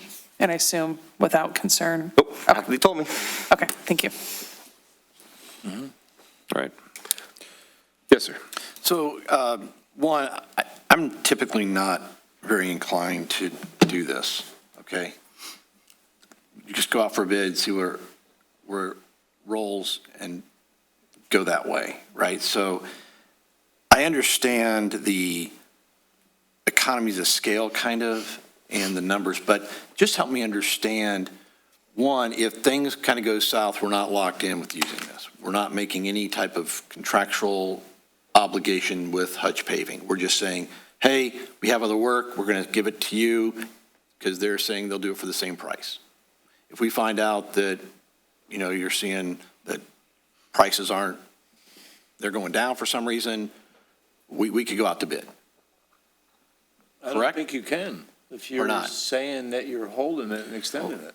Rock, I appreciate you, All right, but I'd like to hear it from the experts, okay? just using logic, that's all. I get it. I want to understand this. So I've got a couple other follow-ups with this, okay? right. So Understood. what are we into it for? That's So the only thing we can definitely hold off signing any change order for a while to see what asphalt prices and stuff like that does. But you need to look from their perspective. They need to schedule work for the following summer and are going to want to maybe not bid on work because they know we have our project. Right. So Okay. do we have a little bit of time? Yes, I would like to get something, get this change order locked in sooner than later to know so that they know that they have this locked in. And you're working on that. You have those projects, you're working on those projects, so we'll know that. Correct, and we won't have that until like January, but they want, Yeah. they kind of want the promise that we're going to move ahead with this. Okay, so the quantities of a project that we put on the bid, you determine that. Generate, yes, You from the determine that plans. for us, and obviously the contractor they'll obviously check our math, right? And if there are Yeah. discrepancies, you work through those. But the quantities then are just multiplied by the number that they're giving us, that they gave us this year for that work. Contract, And yeah. we just go from there. So there's no really way for them to bake in extra into this to make up an increase for them. Correct. Because So we're determining that. So we've given them approximate quantities already, because we know what streets we're doing, we know how wide they are. Yeah. We know, so we've given them kind of approximate, and we Yeah. approached them and said, hey, listen, we have a project coming in the summer of '26, these are the approximate quantities, would you be willing to hold your prices for the large items, your HMA, your aggregate, your grading, all that stuff? And again, that makes up a large percentage of the contract. The other items that we don't know yet, again, this is still the work that we do. So we know approximately how much that should cost. Yeah. There's no way for them to bake in a ton of extra. We'd say, no, we're not, no. And again, we still haven't signed, we can't sign the change order until we have all the quantities, right? So while we give them the promise would be on, negotiated other prices that are fair, right? If they come back and we're ready to sign the change order and they're like, oh no, we want, site restoration to be $500 a square yard. We're like, no, it should be like 15. They're like, no, we're not signing this unless it's 500. We're like, we don't got to sign anything. We can go out to bid. Yeah, okay. Right? You revoked your promise of working with us on negotiated prices for some of the items that we don't have. Right. Okay. We're still working on your behalf, and we want this project, because we have a budget as well. We need to stay under what we expected of this project to cost. So, that for that, we want, we work for you. We want to see this be a good project. So we're not going to approve some outrageous prices for items that we don't have described yet, if that makes sense. Yeah, no, it makes perfect sense. And, I was throughout the village on our side. They did a lot of work in my neighborhood and on that section this year, and they did seem to do fine work. I think Ms. Cascometti could probably, was up there probably even more impacted than I was. So, they seem to be working with everything. It seemed fine. I just, it's just not that usual we do this, but it's not unusual either. So I just want to make sure that it seems like we have a pretty good working relationship with them until a time when that would change, and that would be an issue. But I'm saying I give him maybe a pass on this one time, but I'm not sure I'll do it forever. That's fine. No, and that's totally understandable. Some people keep doing it. Other people are like, no, I'll do it one time, and then, we're going out to bid. Yeah. And that's perfectly fine. Yeah, to add on that, again, if they had even said 3 or 4% across the board, I wouldn't even brought this to you today. Right. And then, again, with as far as an extension goes, I appreciate the 0 increase. My own, administration recommendation, I don't think we'd come back this time next year. Again, it's like, no, this is the market, we got to go out to bid this time. But I'm okay with recommending a 1-year extension. I don't have a crystal ball for next year, Right. but I likely would not bring You're another not, 0. you're not seeing commodity prices go down right now. No. Again, the resolution says, subject to council approval of an official change order once final quantities are determined. So HRC would have to complete their engineering work, supply that to Hutch, then pricing would be agreed to. It would come back to us for the change order to be executed? Yep. Or, okay, Approved. Yep. So it's not a hill I'm dying on. We've done it before. I think about the 14-mile project, and that was a fresh bid, and I think we're still trying to get the lights turned on going into one of the neighborhoods. Unless we're done with that. So, I'm sorry, they do? They were. Outstanding. Easy button. So,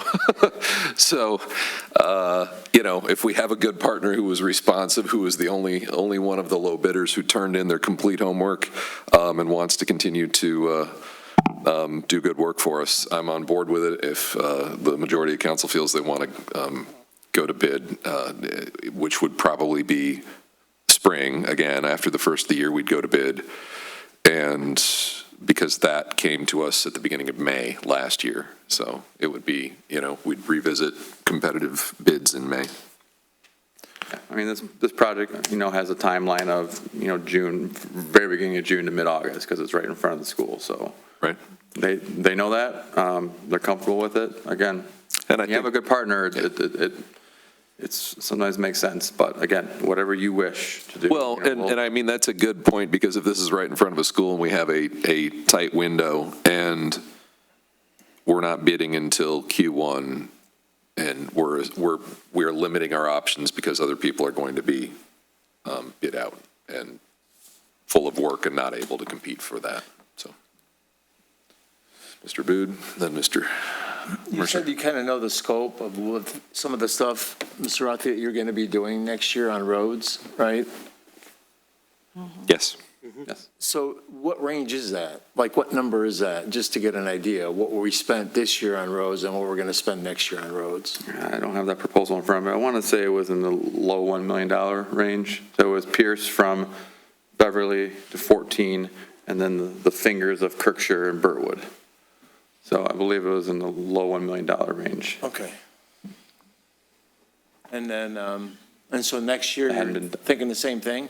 Yeah, the budget for next year, which again, a lot of the costs are, well, some of the costs are in the current fiscal year because we start in June and end after June 30th, so the costs straddle 2 fiscal years, but it's a very similar budget when you look at the combined figures, about $1 million, a little bit over $1 million worth of construction engineering in it.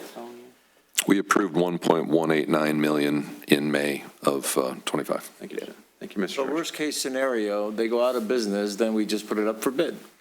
Worst case scenario. Okay. And I think the following fiscal year, I think it's concrete. I think we're going back to the concrete program. So we wouldn't have another asphalt program anyways. Is that too much information? No, a lot to this, no, yeah, but I just want, so have they're already bid out on the Beverly to 14 No, they- Pierce? no. That's the That's what piece. this is. This is the piece that we gotta Okay, yeah, do this is next summer. This is the finishing of All- the safe streets, all that, and then all that. So, okay, Yes. all right, That's the project that we brought, yeah.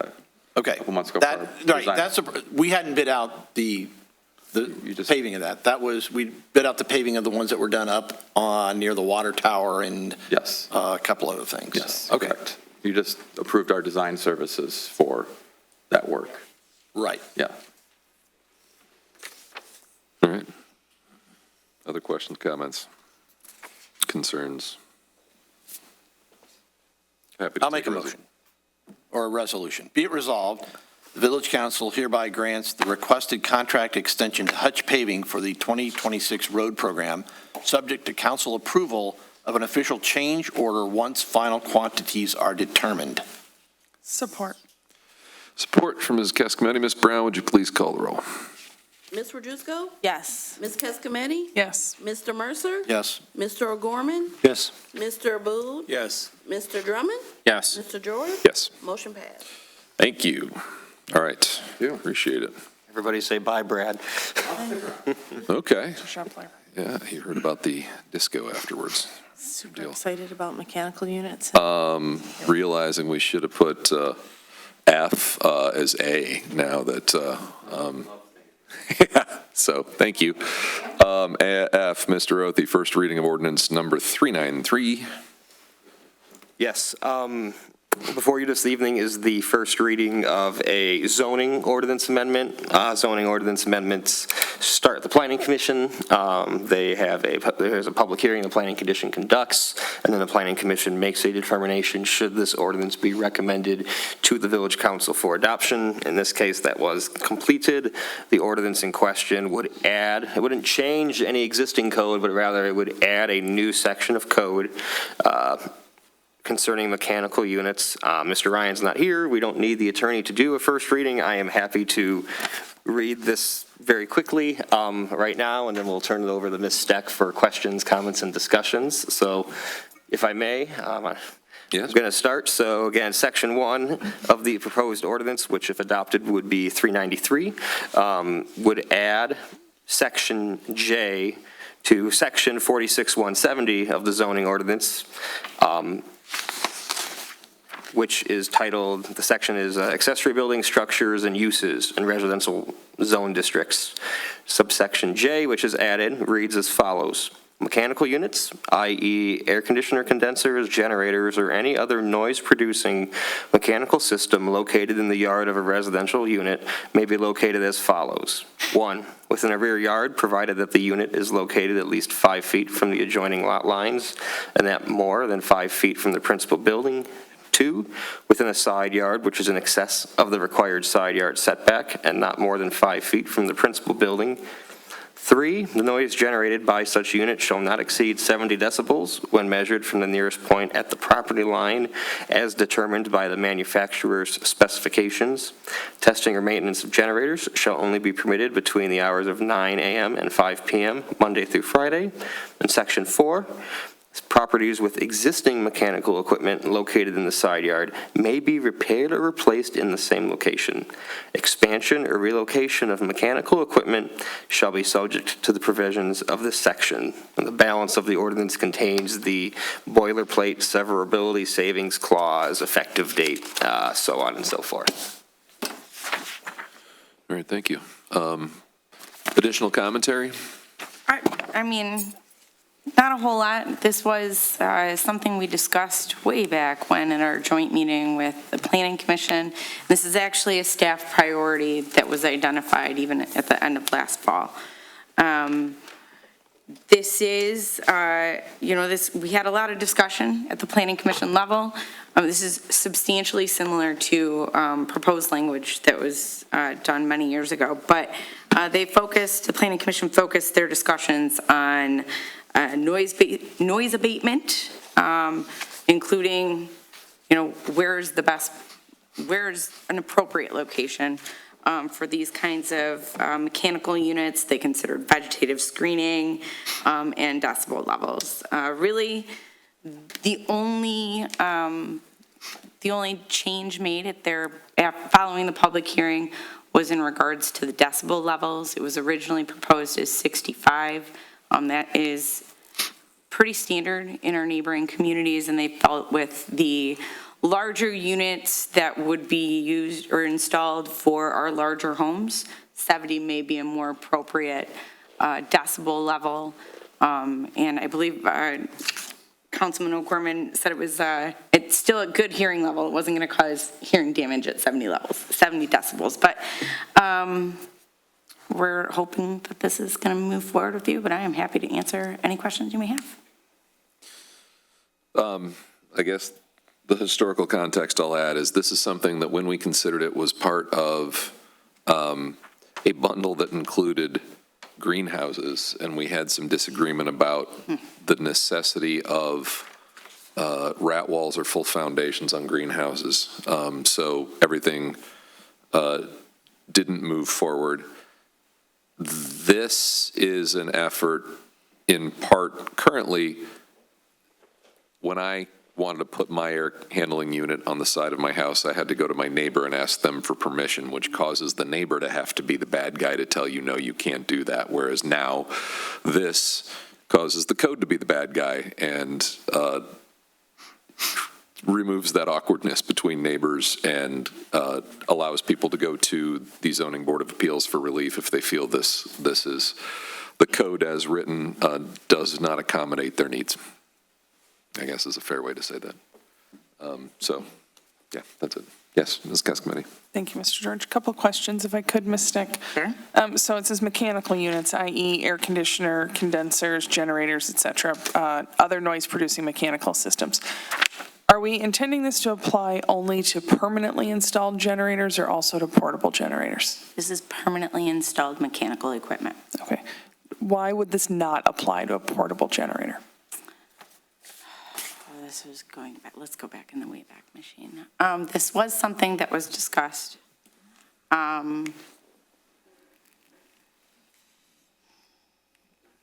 might be able to And I'm help with some recall. like, gosh, that was months ago. Well, that's happened in the last few months. Honestly, I can't remember why. It seems like but- Mr. O'Gorman has some commentary. I think one of the primary reasons is like installed generators versus rollaway generators generally run like a clean out cycle, and that either occurs once a month or every couple weeks. So that annoyance would occur not just with, say, an outage where it would be necessary, or when work would be being done for a particular purpose, but that would be some sort of regular annoyance that would be neighborly heard over and over and over, and at a loud volume. And a lot of people don't realize how loud these can be. I did have a audio clip, I couldn't find it, but they're quite loud, and they'll run for 10 to 30 minutes at that range, and they usually run like on a Saturday morning or something is the way they're scheduled. So this was designed to move that annoyance out for generators. Okay. So rollaway generators, yeah, could somebody roll it into their side yard and hook something up to it and run it for an hour? That theoretically is not contained here, per se. So if I could, Mr. George, just respond to that. Some of the concern I have with this, first of all, as a read, I mean, maybe elsewhere in the code, it specifies, right, that this would only apply to permanently installed mechanicals, right? I don't know how someone reading this would know that specifies only to permanent generators and not to portable generators. And I appreciate that clarification, Mr. O'Gorman. My concern is not so much with the side yard piece as it is with the placement, right? I like this part here where it says not more than 5 feet from the principal building. If any of you have a neighbor that uses a portable generator, I promise they don't put it 5 feet from their own house. They put it as far away from their own house as they can, and they do tend to be noisier. I have neighbors with permanently installed generators, and I am familiar with this testing run cycle, and I have neighbors with the portable, and I'll tell you real clearly which one is more annoying. It's the portable, right? So I don't know that they meet the 70 decibels, right? And so when I think about, when we are experiencing power outages, and you have neighbors with permanently installed generators, and you have neighbors with portable generators, and you have folks that have none, and they just rough it, the nuisance comes from the portable unit. They are much noisier, and so I'm curious whether or not it's our intention for those units to have to meet the 70 decibels and keeping them 5 feet to the principal building. I mean, I think that's fair. And I'll also point out, and maybe I need Mr. Drummond or Mr. O'Gorman to remind me how this works. When we say we considered 65 decibels, but we thought, oh, well, maybe our houses are bigger and we need 70. Isn't decibel a logarithmic scale? Right? Or what is it, Brad? I don't know. It's something, right? But it's the difference between 65 and 70 is significant, right? So I believe a 10 decibel difference is twice as loud. Right, so it's not an insignificant difference. And so I would just encourage us, I'm not trying to delay you, Ms. Steck. I know sometimes your stuff comes and you think, oh my gosh, these people, they just nitpick. But I really would like to see us, consider why are we doing this and make sure that the applicability of it gets to, all scenarios. Sure. And I'll go back and I know we had the conversation of portable and permanent. So I'll go back and, yeah. I mean, sure I have that answer an easy answer is, yes, this applies to portable, because all it says is generator, And if certainly make that yeah, crystal clear within here, right? So, yeah. yeah. Okay, thank you. Sure. Yeah, I think, if I may, Mr. Chair, just from being part of the conversation over the months, the 65 to 70, there are generators that have significantly louder decibel ratings than 70. 70 and below is what the EPA rates as not damaging to your hearing at sustained levels.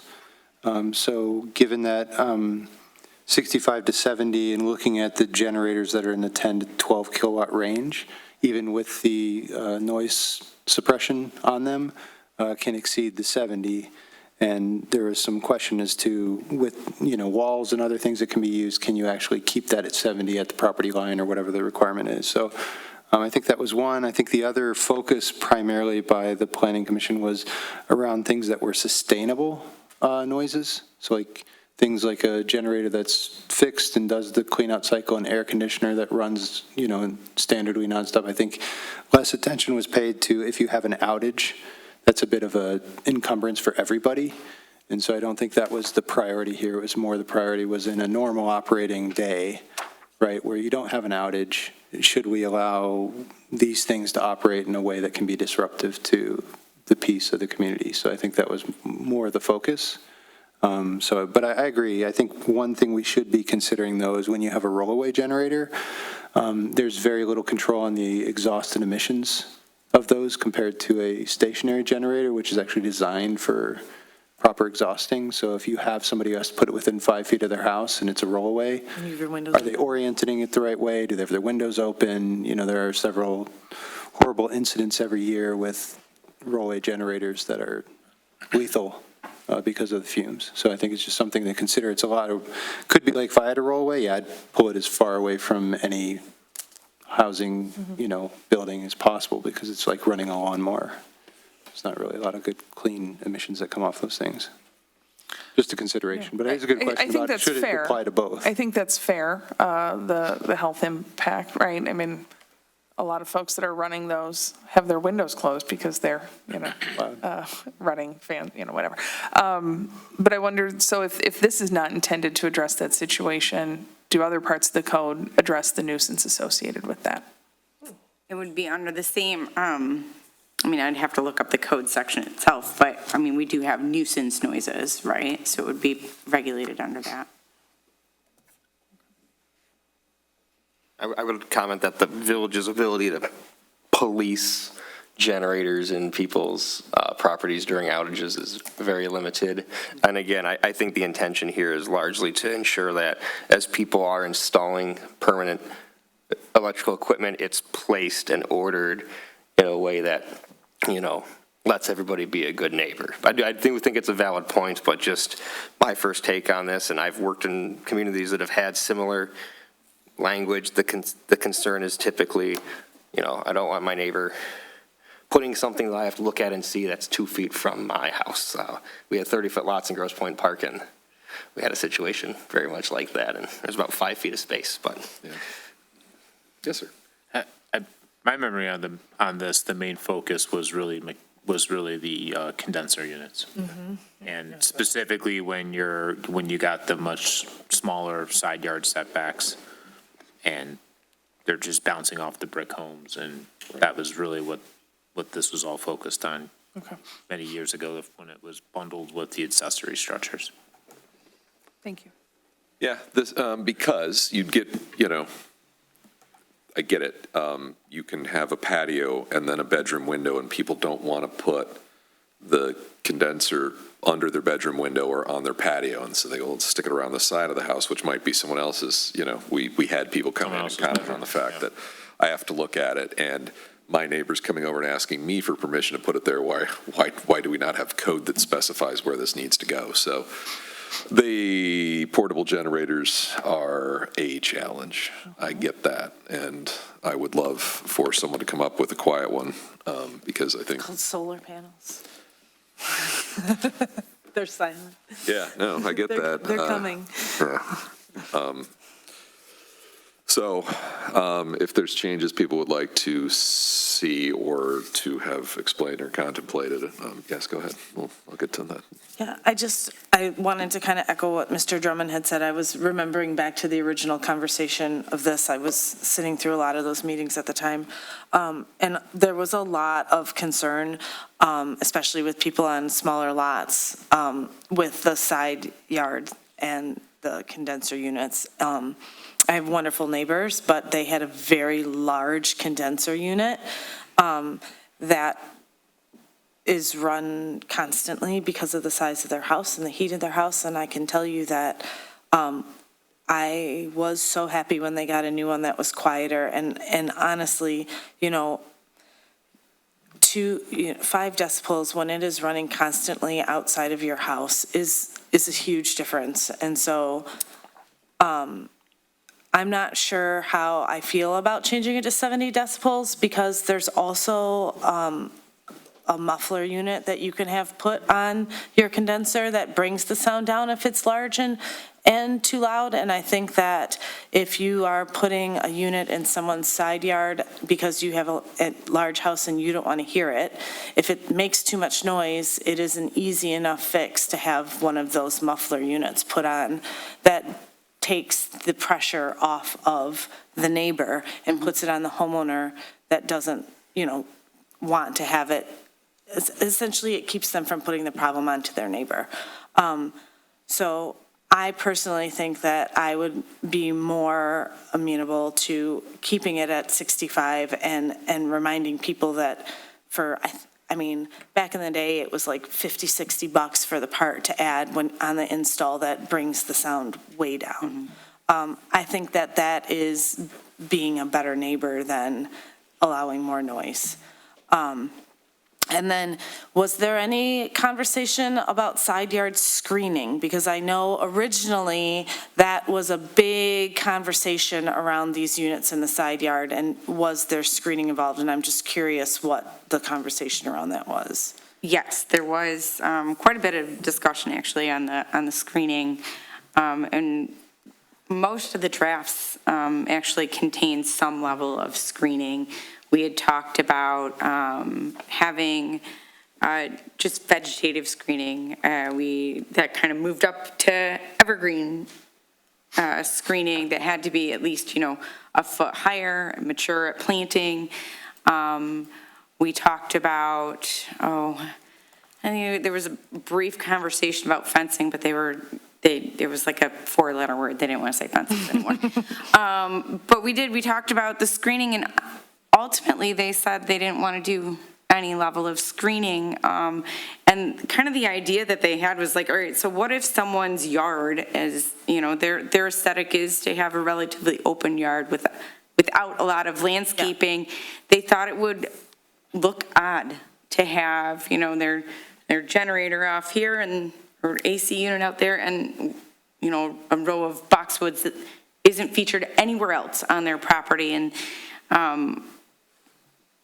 Planning Commission wasn't interested in making that a requirement. It's certainly something that they would encourage residents to do, is to landscape and generally beautify it and help, bring down the decibel level as much as it can in that way, but that they weren't comfortable making it a requirement.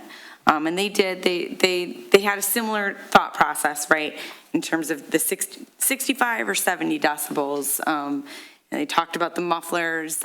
We also talked about there's blankets that can be installed. I know of at least one residential property that has those noise attenuating blankets installed for a chiller. So, there's ways around it, but they just didn't want to make those actual requirements. Okay. Yeah, I don't personally have, I was just surprised to not see the screening in here because I know it was such a hot, one of the drawbacks to screening is you can't see your unit well. So if there's a problem, it's hard for you to know. So I don't have an opinion one way or the other on screening. I was just surprised to not see anything in there because I know it was such a big thing last time. That's all I have. All right. Any other questions, comments? Mr. Mercer. So I have a couple questions on the way this reads in spots, as well as a couple comments. But on item 2, it says within a side yard which is in excess of the required side yard setback. That's the required setback that's required for that zone. Correct. So in a good number of our homes, not of the village necessarily, but the density where we're very dense, it's a 5-foot setback on one side, 10-foot on the other. Correct. So if you have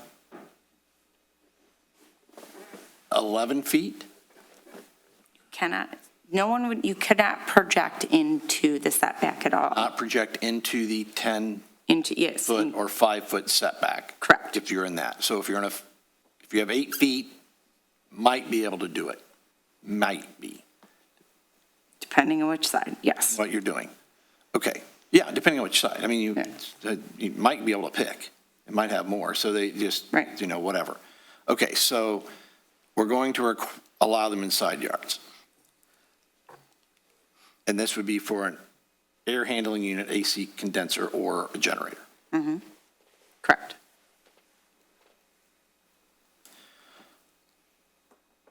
Okay, and yeah, I'm not sure why we weren't ever allowing him in a side yard until you got acceptance from, and I was the bad guy for an addition. And it's like, look, I'm not listening to your AC condenser. You can put it in your backyard. And it's fine where it is now. And I don't know why they would even do it. I don't know why people are installing, I don't understand why people are installing generators in their side yard. In a good portion of the village, there are exceptions, but in a good portion of the village, your electricity comes into the back of your house. The best and easiest way is to put that generator right where that electricity is coming in. So I don't know why they're putting it in the side yard. I don't know why we'd allow it. And same really with somewhat air conditioning, but it's a little different with that. So I just don't understand. Also, if you're talking about generators that are portable, usually we're using those in times of distress. Think about it, a little over a year ago, that's all you heard, and everybody was running it. It didn't matter if one person was running it, because there were so many people running it, it was just all you heard. When the electricity came back on, that sound of silence, so to speak, was refreshing. But it was temporary, and we know there's a temporary. The thing about a person running you want it away from your house far enough for a temporary one, because it's exhausting. And those are noxious fumes, poisonous, deadly. But at the same time, you can't have it too far away, because people don't realize electricity degrades over distance. So by putting it farther away, you're actually using more energy for the energy you want to create. So that doesn't make a lot of sense. But I'm not really worried about the time when when it's kind of a distress situation, because there's so many of them running. But I'm not really, I just don't understand why we're allowing them in side yards to begin with. Can I answer? Yes, sure. So I asked that question, however many years ago it was. My dad did HVAC for years and years, and so, I asked him, like, what, the side yard, like, how big a deal? And he said, from an installation point and maintenance point, he said most other communities, like, it is like the go-to spot is to put these condenser units in your side yard. That is kind of the standard placement from the eyes of heating and cooling guys, that's essentially like the spot that everybody, for the most part, puts them in, because you can access them if people have pets or whatever in the backyard. You can access them without having to go through the house, without having to access the backyard. It is oftentimes there's not windows in the side yard, but that is kind of the standard placement in the HVAC world for condensing units. And as I said, with somebody with a neighbor that has one in the side yard that hasn't functioned, I can understand definitely how it can be a nuisance to a neighbor. That's why I kind of feel like the 65 decibel is high enough, especially if that's what other communities do that do allow them in the side yard. There's a reason why they came to that number. But what he told me is most people wouldn't even know that they need to get a permit to put it in the side yard, because it's just so standard everywhere else that they wouldn't even know to ask. I get what they're trying to accomplish by recommending that it's only available in additional extra side lot. Like at my house, when we were doing an addition, we had 5 feet on one side, 10 feet on the other. We actually had to, I think we shaved 4 or 6 inches off of our home plan, addition plan, because they weren't running parallel, rather than come ask for a variance for 4 inches or whatever. So I know I have 10 feet there. And previously I could ask my neighbor and say, hey, will you sign off on me putting it in this 10 feet? This is saying if you have 10 feet, you can't do it. You have to go to the Zoning Board of Appeals and ask for permission. If you have 15 feet, you could do it. And again, I assume planning thought this through. I also am not dying on this hill because, I know this would change mine to being grandfathered in, and anytime it dies, then it's not going back there without me going to ZBA. So. I understand 90% of homes in the area that where we have our homes, they're not going to have them in their side. They're not going to qualify. The ones that are in their side yards aren't going to qualify under this, because they're already going to be within setbacks. So you're right. That's a very good point. But number 4 says it can be maintained, right? You can maintain it. It could be for existing replaced. units, right? It could Yeah. be maintained or Replaced. replaced or repaired, Right. Yes, replaced or repaired. But as soon as you want a larger unit, I'm so sorry, you have to comply with the standards, and it has to be located in the rear, or try your luck at the ZBA. Right. Which I think is fair. If you need a larger unit, usually it's because you're adding onto your house. So at that point, it's a different conversation. Unrelated side note about the durability of some of the old AC units that are the size of a Hasek fan and are still cooling an entire house for the last 50 years. That should be studied. So, anyhow. What other questions, comments? I'm sorry? The SEER ratings on. Yeah, exactly. Not super efficient. Yes, we have any community comments. Please feel free to step to the podium, give us your name, your street. Mike White, Vernon Drive. I missed this when it was in committee, but I was able to watch the meeting video and read the minutes. It's an impressive committee of volunteers. I don't anticipate issues with my generator because it's water cooled. The sound engineers who I used to sit next to would want to know if you put an A or a C filter on it and what height off the ground you're measuring. My test runs on Saturday at 1 o'clock in conjunction with the tornado sirens. It's easily changed, but I found it odd that we went to Monday through Friday because you're not home on those 5 days if you work. And I did like the video of the committee. The videos are an impressive example of our transparency. I felt it could be passed as is, but. Thank you.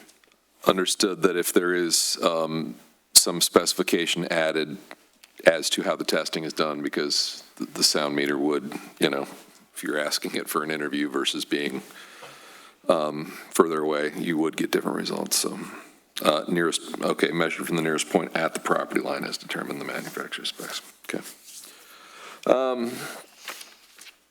Thank you. Anyone else?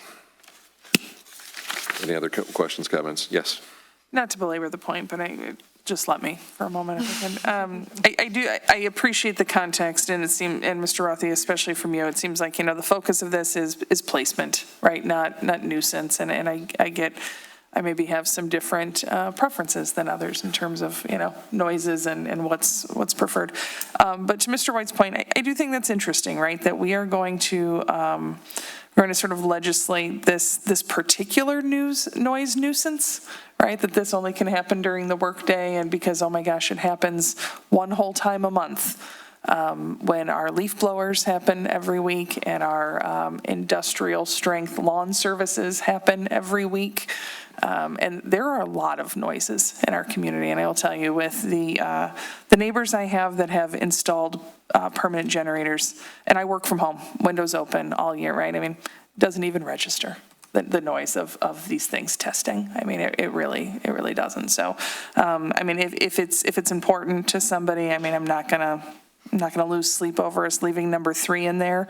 But, we hear often from our community, okay, we're going to make a rule. I guess we're prepared to police it, right? Are we going to be going out to Mr. White's house on Saturday saying, oh, Mike, you can't do this on a Saturday during a tornado drill when everybody had to run inside and close it, right? I mean, it's just, I don't know. I have, as it would appear, I am the most sensitive on the panel to noise nuisance, and this is one that doesn't bother me at all, so. I think for that, they really wanted to make sure that we are avoiding the really late hours too, right? Mm-hmm. I mean, we can. Right, but we have a noise ordinance that says, whatever, construction and all these other things can happen between 7 and 7. I mean, I don't know. This opens the door to all kinds of conversations about leaf blowers and lawn services, so I'm excited about it. Thanks. 7 to 7. All right. All that being said. There's some PTSD or something. No, there is, see previous tape on commentary around leaf blowers feelings, Tim. and small generators. Everyone's got their thing. And I mean, I get it, because. I'll remember that. Yeah. I'll walk by quietly. Yeah. Not with a leaf blower. Right. All right. Any other questions or comments? If there's any commentary around this first reading, this will obviously have to come back. Yep. So if there's any other commentary, please forward it to the Planning and Zoning Director. Thank you very much. Thank you, ma'am. Have a good one. You too. Thank you, Ms. Stein. All right. On to number G on the business agenda. Approve insurance renewal of the Michigan Municipal Risk Management Authority, MIRMA. Yes. Mr. Rothy. Our insurance policy expires 10 days from today, which means it's time for annual renewal. We are a longtime member of the Michigan Municipal Risk Management Authority. Hundreds of municipalities in the state created basically their own insurance pool that offers coverage for liability and property damage. No changes to the policy this year as far as, what's covered, what the applicable deductibles are. Premium did go up. We had a few more vehicles this year than last year, which was most of the increase. Total cost is $209,096. That includes a stop loss cost of $5,500 and then about $40,000 deposit into our stop loss retention, or not stop loss retention fund, just loss retention fund. Again, I recommend we approve. It's within the available budget of the village. My ability to answer detailed insurance questions is limited, but I'll give it my best shot. Questions, comments? Mr. Rothick, do you know if we had a number in mind when we budgeted this? I know it's coming out of different accounts, but I don't know if we put together a number. And you weren't here, I know, at the time, so that's... I looked before. It was right around 4 to 6%, I think. Like, we should be, even if we're a little over, we should be just fine with squeezing. Yeah, we're pulling it from, I know, from different accounts because it pays different items, so, okay. I would assume they budgeted in the 5%-ish range on additional cost. And I didn't say earlier, but our annual payment back from MIRMA is $13,656, and if we are a little bit over, I do have the option to just apply that to our premium to keep us under. Again, it's not, some years it's been much larger. Yes. But insurance markets are fun the last 2 years, as I'm sure President George can state. But I'd recommend approval. So this is, if you look at the graphic on page 93, you see that the coverage cost is $163,600. The stop loss is an additional $5,500. But so out of that annual contribution of $209,000, $40,000 of that is going to our stop loss fund. So since we have, not stop loss, but loss fund. So we have a retention, and that is helping us fund for it. So you're kind of paying part of that to yourself, which is good. And this is cheaper than it would be if we were an entity out in the world, not a public entity. This is less costly than you would pay for this coverage as a business somewhere. The fact that it covers all our property, our vehicles, liability up to $10 million, that includes the cyber liability coverages. Insurance policies are good at excluding things they don't want to cover or limiting the payment on the things they don't want to cover. And you can see that just based on some of the sub-limits that are provided. I think it's worth pointing out Table 3, which is a network and information security liability, media liability, goes through all that. They give a limit of coverage per occurrence and then list the coverage sections that are included in that. Most of them are a $2 million limit.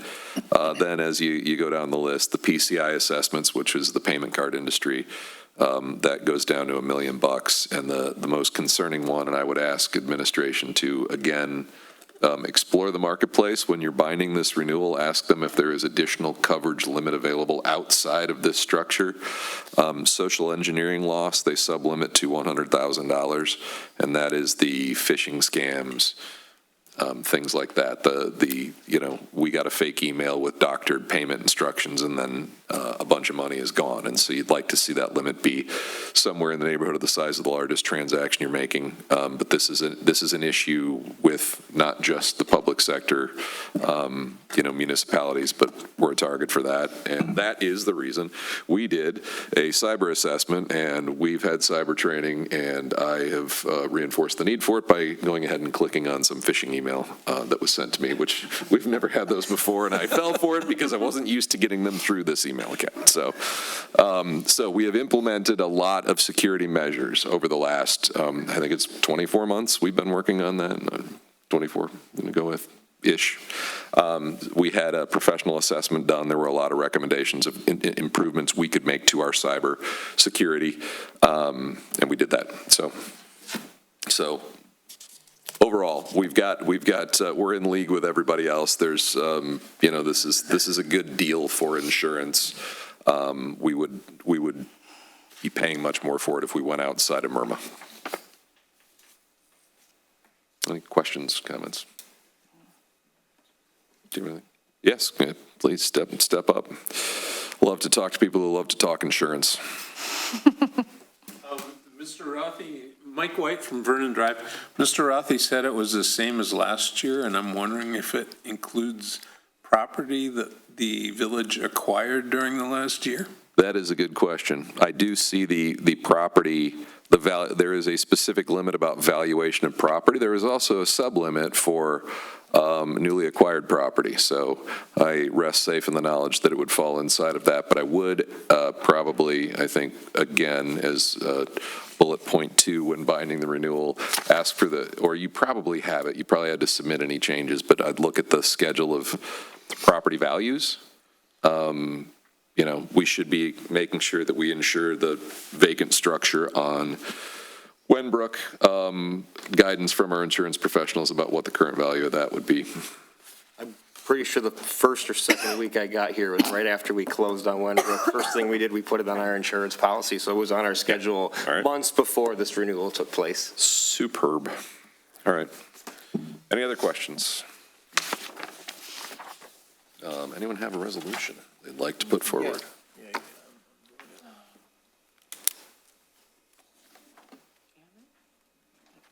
Get in there. Okay. Be it resolved, Beverly Hills Village Council approves a Michigan Municipal Risk Management Authority liability and property insurance renewal effective November 1st, 2025 through October 31st, 2026 in the amount of $209,096. Funds are available in account 101-248-935.00 and account number 205-34593.00 and account number 592-540-935.00. Support. Support from Mrs. Cascametti. Ms. Brown, would you please call the roll? Ms. Cascametti? Yes. Mr. Mercer? Yes. Mr. O'Gorman? Yes. Mr. Booth? Yes. Mr. Drummond? Yes. Mr. George? Yes. Ms. Rajusco? Yes. Motion passed. All right, thank you. That's the end of the business agenda. Number 8, public comments. Anyone in chamber or online who would like to make a public comment, now is your time.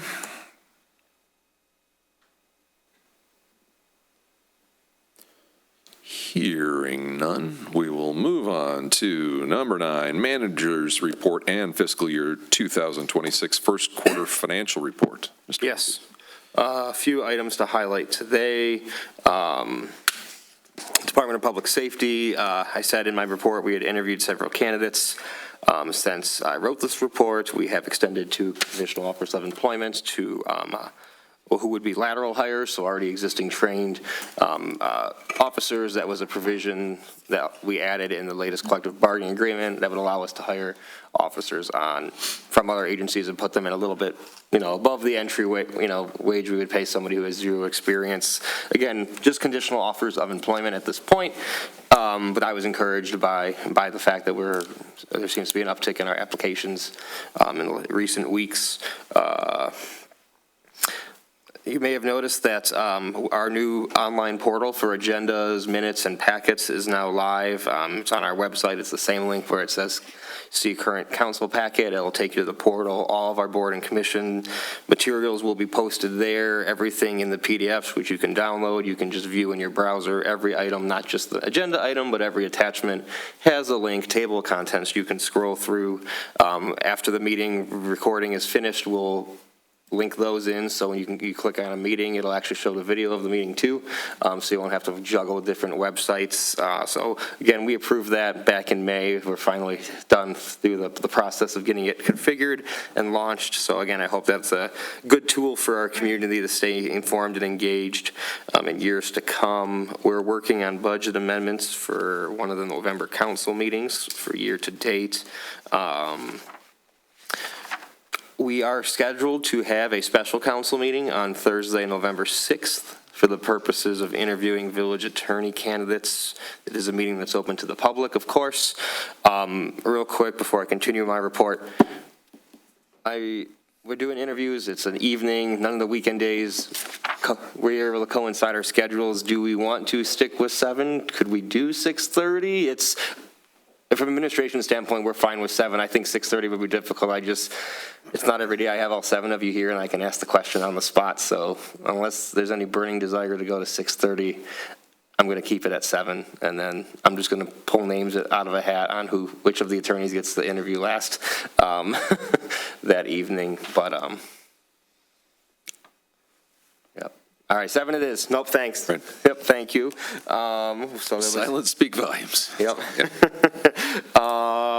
As far as the finance report goes, we have the report from Director Cutie, which I'll go over in a moment. I did, as part of this manager report near the end before, also Halloween Hoot this Saturday, 6 to 8 p.m. It'll be a blast. I do have some of our major projects we got going on this year, what the fiscal year budget was, what the fiscal year to date spending is. I want to do this once a month in my manager reports. I'm going to definitely add to the list of projects here. This was just kind of pulling it together, testing out a format, so I want to make you aware of that. But as far as the finances go, our Q1 financial report, our cash and cash equivalents for the quarter ending September 30th were, and I'm excluding the cable board cash, $32,716,000. Again, a decent chunk of that's our retiree healthcare trust at like $8 million, but still, we just finished tax collection season, so this is the time of year where we always have the most cash in our, whether it's Michigan class or CD or a regular bank account. But so far in the first fiscal year quarter, that is, we have interest earnings. Again, this is whether it's a CD, Michigan class, which pays interest daily. We've collected $187,000 in interest in 3 months. That's, a lot of that's budgeted for revenue, but again, it's an interest rate. You never know what they're going to do. But again, just want to highlight, thank you, council, for helping us out a few months ago, getting signed in with Michigan class. A lot of that interest that I just reported was through that, which again is next day liquid funds. So Village really isn't tying our hands.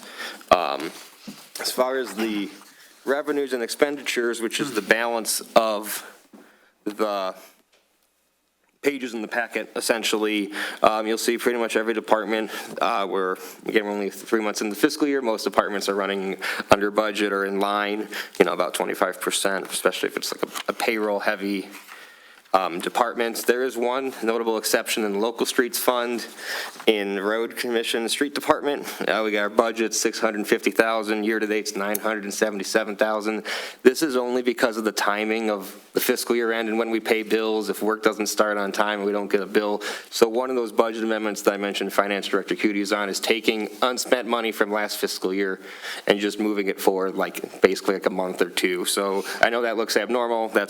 Again, it's just kind of procedurally how some of these things fall with the end of the fiscal year. But again, otherwise, financially we're doing very well through our first quarter. And I mentioned Halloween Hoot is this Saturday, 6 to 8 p.m. One other exciting parks thing I'm excited to announce. This is a QR code. We are now accepting online donations. This will be deployed at the Hoot across the village. People can donate. I've tested it myself. It's pretty easy to figure out, but if anybody wants to contribute and they're like me and don't carry cash, we now are accepting donations for the Hoot. So I'm going to leave this right here for Mr. Mercer, and that concludes my report for the evening. Questions for Mr. Othie on the manager's report? A lot of good things going on in there. I appreciate it. I'm stunned to learn that it's after the 20th of October and that the Hoot is this Saturday. I don't know. October went by really fast. It has. Okay. And yes, Mr. Mercer. You don't know. Go ahead first. I have a couple questions. So, one, I asked last meeting about what's going on, since we're talking about the Halloween Hoot in the park, about the playground. equipment. And I thought there was discussion that it was going to come up tonight, and I didn't see that. So I'm wondering if I could get an update on that and what we're doing with that. Yeah, I'll turn it over to President George. Sure. I talked to one of our state senators, Jeremy Moss, the other day, asking if there is, the challenge we have done everything the DNR has asked. They asked us to go through several steps in the preparation of putting it out to bid. We put it out to bid. We got one bid.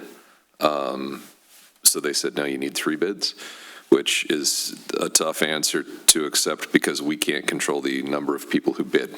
So what they've asked us to do next is to modify the scope of the playground equipment to broaden it in an effort to get more bids. So what administration is doing is trying to prepare options as to what that would look like. And if we can apply some of the funds just to installation and the turf, is there a way we can capture most of it without trying to move away from the equipment we've already selected? But before we do that, we're asking whether any of our elected officials have any voice in this conversation, because I believe there were some opinions that there are some differences of opinion on how they're applying certain requirements of the grant. And so we're trying to explore that and see if we can politely ask that they reconsider the way in which they're reading certain parts of it, I think is a way I'd say that. Good news is it sounds like our state senator has a good working relationship with some people that are specifically involved in that grant. Not that grant in general, but our specific grant.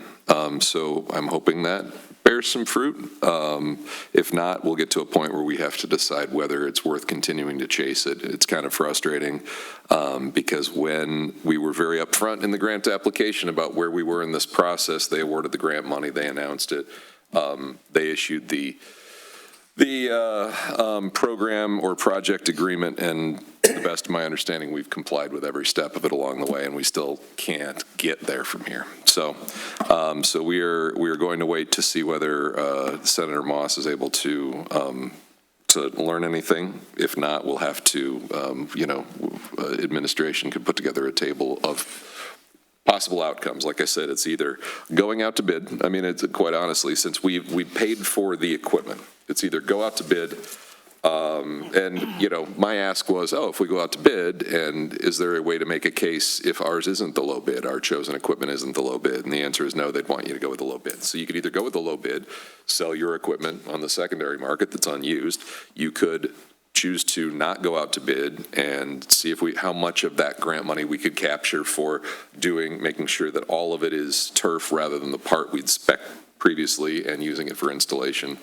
Or, that's what we have to figure out, is lay out the available options, because it's just, I'm fatigued by trying to comply with requirements that I don't. We were on the call, the first call, and I forget who was giving the advice of, in other states, they're allowing what's the bid portal that we use to buy the Bobcats?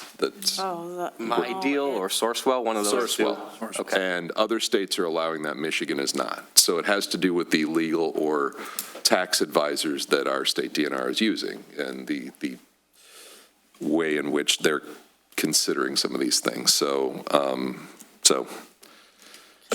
bottom line, we're still exercising our options, but we're getting close to having to basically make some decision. At some point this has to stop, and it just would be nice for them to agree that we've complied with every step, but we can't control the number of people who respond, and so that's the challenge.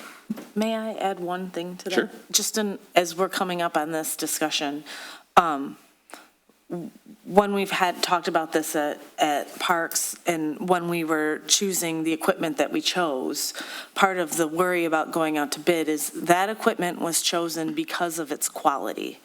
The other equipment that is available on the market is a lower quality steel, has lower quality connections, and has a much lower lifespan because of that. So one of the things that was very important that I just want council to make sure that as we're considering this moving forward, if we do need to take it into consideration, have those conversations with Janice Hausman from Parks, who's put in so much work on this, is that going out to bid and not getting that quality of equipment doesn't, they're worried is not going to serve the community in the same way, because longevity of this equipment, and this is, this equipment is used throughout a lot of the metropolitan area for schools and parks, and it is a much higher quality. So, they don't want to take the chance of losing that very high quality equipment and getting a grant, but of lesser quality that then doesn't last as long.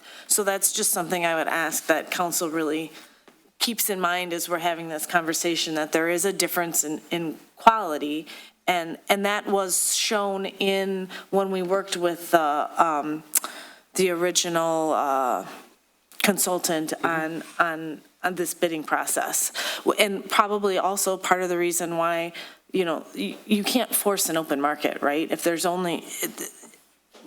you want a certain quality of equipment, only people that produce that quality can bid. Right. So just something to bear in mind in this conversation, because, it's not just, oh, we can get a better price someplace else. We have to be able to have that same quality as well. Right. So we're getting to the point we either, fish or cut bait. I mean, it's just, I'd hate to leave grand dollars on the table, but I'd hate to chase them till I'm dead. So, yeah. Actually, I reconsider. Yes. I don't have anything to say. All right. That was it. Yeah. No, that was Okay. it. No, that was it. I thought you said questions originally, so. I had a couple of, I've changed my mind. Also reconsidered? Any other questions, comments for Warren, Mr. Rothy on the manager's report? Either works. I'm sorry? Oh, either works. Yeah, no, I got them both in there. One comment, Mr. George. Yeah. I like the portal. Yeah. Thanks, Mr. Rothy. It's a good improvement. I appreciate it. Appreciate it. Look at that, right out the gate, just knocking stuff down. All right, council comments. Mr. Mercer. Yeah, I was going to mention that I like the portal as well. For those of us who don't really like to check email as much, I find it easier to go, and it's just easier for me and some of the systems I work on to go in and check a website, so than my email from the village. So I appreciate that. But other than that, I have no other comments. All right, thank you. Ms. Cascometti. I've talked a lot tonight. I don't have anything else to say. Thank you. Mr. O'Gorman. I hadn't planned to say anything, but Mr. White kind of called me out, so I was just going to make mention of one thing. Did run the Detroit Half Marathon. I hate running. Won't do it again. Had two wonderful daughters that chose to suffer with me, although my pace probably was easy for them. But that wasn't my comment. My comment was related to that. In training, I ran over 150 miles through the village, and my effort was to try to run every mile of village road in that process. I didn't quite make it to Georgetown and some of the communities along Losser, but pretty much everywhere else. And what I can say is that part of it, whether I was out there at 5 a.m. or 7 p.m., was quite inspirational. I saw people that made me look like I was laboring who were clearly my senior by decades. And that was great. I saw children out running early in the morning, anything from middle school to high school. Saw several other runners.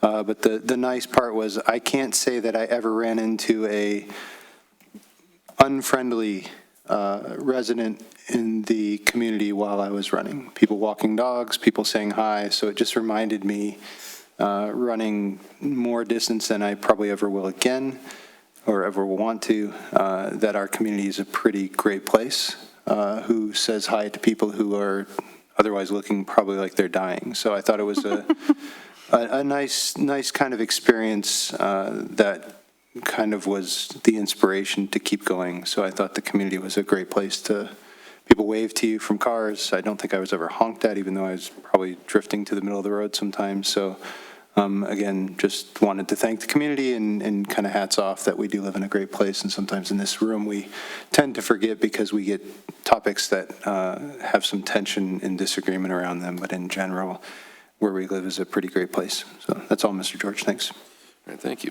Ms. Rajewsko. Yes, I want to encourage everyone to come out to the Hoot this weekend. Looks like it's going to be a dry evening. I'm keeping my fingers crossed and knocking on wood. But it's a great time to interact with the community. And, you know, I know people from all over Metro Detroit area look forward to coming and enjoying the night. I also wanted to address some things that have been coming up in the community lately. There were comments made last week about free speech in this chamber and in the community. And I want to remind everybody sitting behind this desk and out in the community that at any time up until a couple weeks ago when we said that slander was no longer allowed, people can come up to that podium and make public comment and say whatever's on their mind.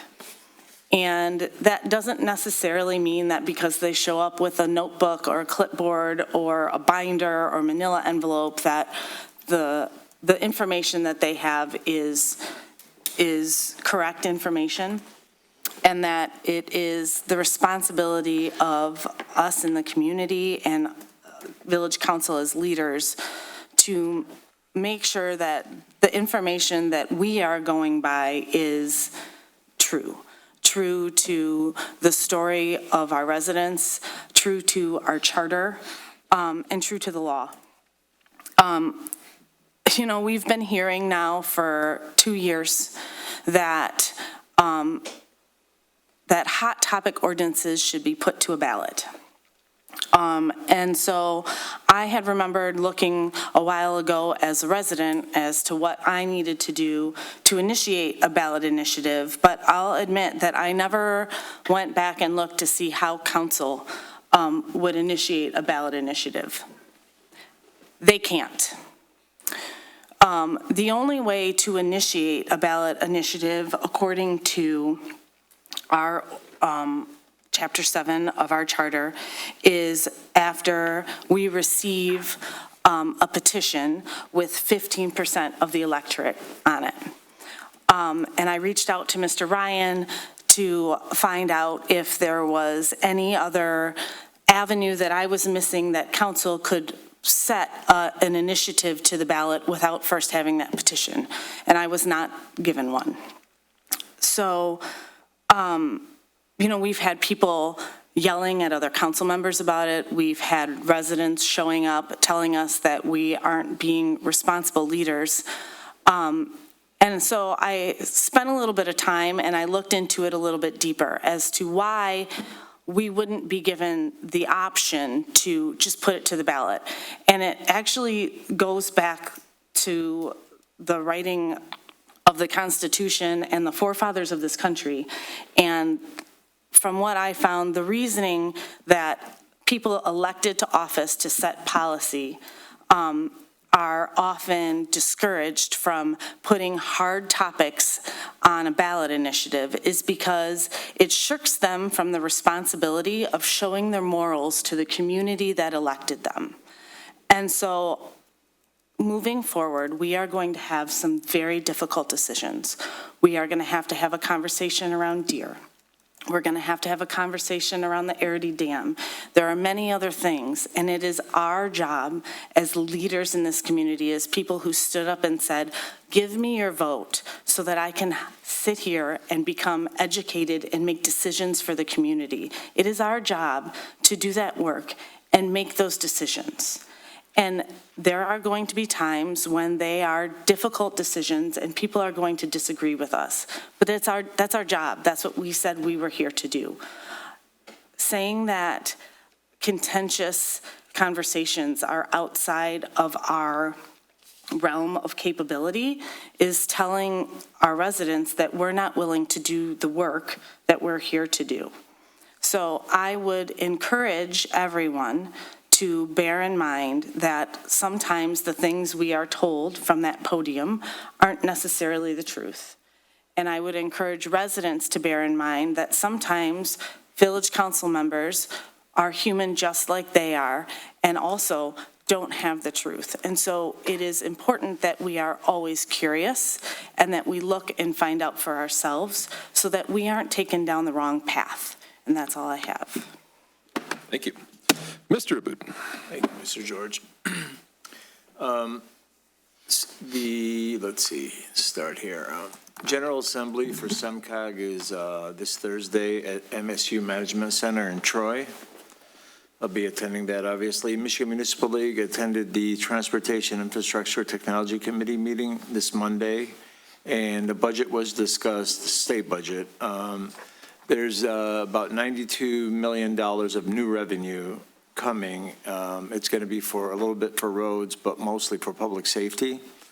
So that's something that's, you know, encouraging. I know the revenue sharing went down a little bit this year, but it is what it is. So cable board, upcoming will be next month. There's nothing to report there. Next, planning, we're still,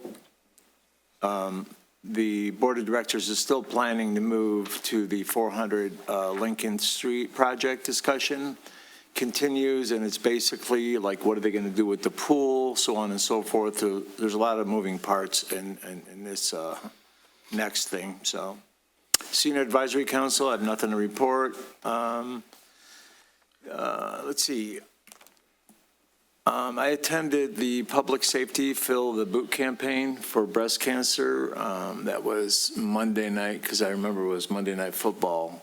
And I was truly humbled by the tenacity of the public safety department and how emotional people can be when it comes to something that, with that kind of magnitude, that really affect people's lives. And we discussed a lot of things. I'm looking forward to the next fundraiser that's coming up, maybe Toys for Tots, who knows.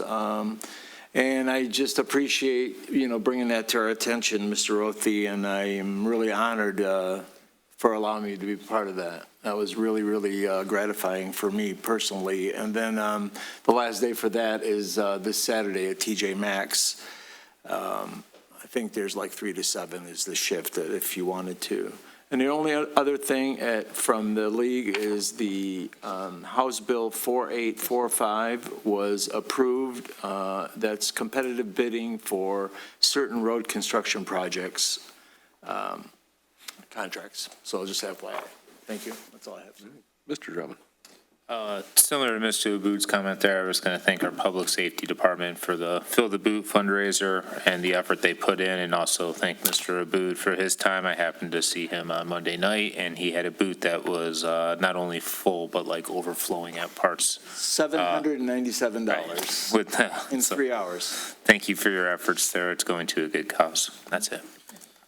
And I will, if people haven't been paying attention to the Village of Beverly Hills Public Safety Department's social media feed, Director Arnold, on his graduation from the Eastern Michigan University School of Police Staff and Command Executive Leadership Program. It's a master's level course with over 360 hours of advanced training across 9 months, focused on executive leadership and professional development in law enforcement. So I think that reinforces the notion that we made a good choice. We have someone who's interested in doing the things necessary to be a good leader, and so I appreciate that. It's good to hear that we're filling the pipeline with prospective candidates. I got a buddy who's about retirement age from the Southfield Fire Department, so I asked him if he's ready to go to the police academy and come on over. So I'm going to see if I can make an introduction there. So that was good to see. I was going to mention that, yes, we do have one more date this Saturday to fill the boot. Yeah, you know, the issue of speech, I'm happy to, you know, we provide multiple outlets for public comment for a reason. I through some emails I received, I have struggled with how we characterize issues we disagree with, and I still would like to, if anyone in administration wants to take a note and see if we can find a date, because we've got an election upcoming, and the civility project is a thing I'd love to get a date for us for. I struggle with oftentimes how people characterize, and we see this now in a scary way at the national level with characterizing speech we don't agree with as wrong inherently versus just the fact that you don't agree with it. And when I get emails talking about illegality with no supporting evidence, again, that's a question the source, question the message. The job is to sit here and, follow the charter and make decisions, and we're doing that to the best of our ability, and I'm always happy to have discussions about a lot of these things, because people have ideas, and through some of the conversations we've had at the podium, we've made changes to the way we do things and the decisions we make. Some of these things aren't fun to deal with. Water rates going up aren't fun, but sitting here talking about fixing the infrastructure, I like. So anyhow, I always appreciate the debate. How we characterize the people we don't agree with, I think we collectively could use some work on. So quick reminders, we talked about the Halloween Hoot is Saturday. Groves versus Seaholm this Friday night, right up the road at Seaholm. Michigan versus Michigan State, just checked the game time, square dead in the middle of the Hoot. So I don't know if we can get Last year too. I don't know if we can get a big blow-up screen or if there's an issue with broadcasting that. Since we're talking about races, I'll also shout out, I'll go first names only, but freshman Giada, who's one of my daughter's buddies, who's been clipping off, just knocking as a freshman, who just decided to try cross country, just won the cross country league championship. She's knocking out 18.5-minute 5Ks, so doing some impressive things. So we've got lots of good things going on in the community. Get out, I'll support the local teams, pick your favorite. It's up the road at Seaholm, I'll be there. Thank you to administration for all the hard work. There's a lot in these packets lately. We're doing a lot of work. I know Mr. Shepler. At some point, I want to see a graph of the uptick in activity, because we've been putting a lot of coal on the fire, and it's good to see. So I appreciate all the hard work, and I'm excited to see the results, even if it means, tearing up a street or some right of way. So with that, I would take a motion to adjourn. So moved. Support. All those in favor? Aye. Opposed?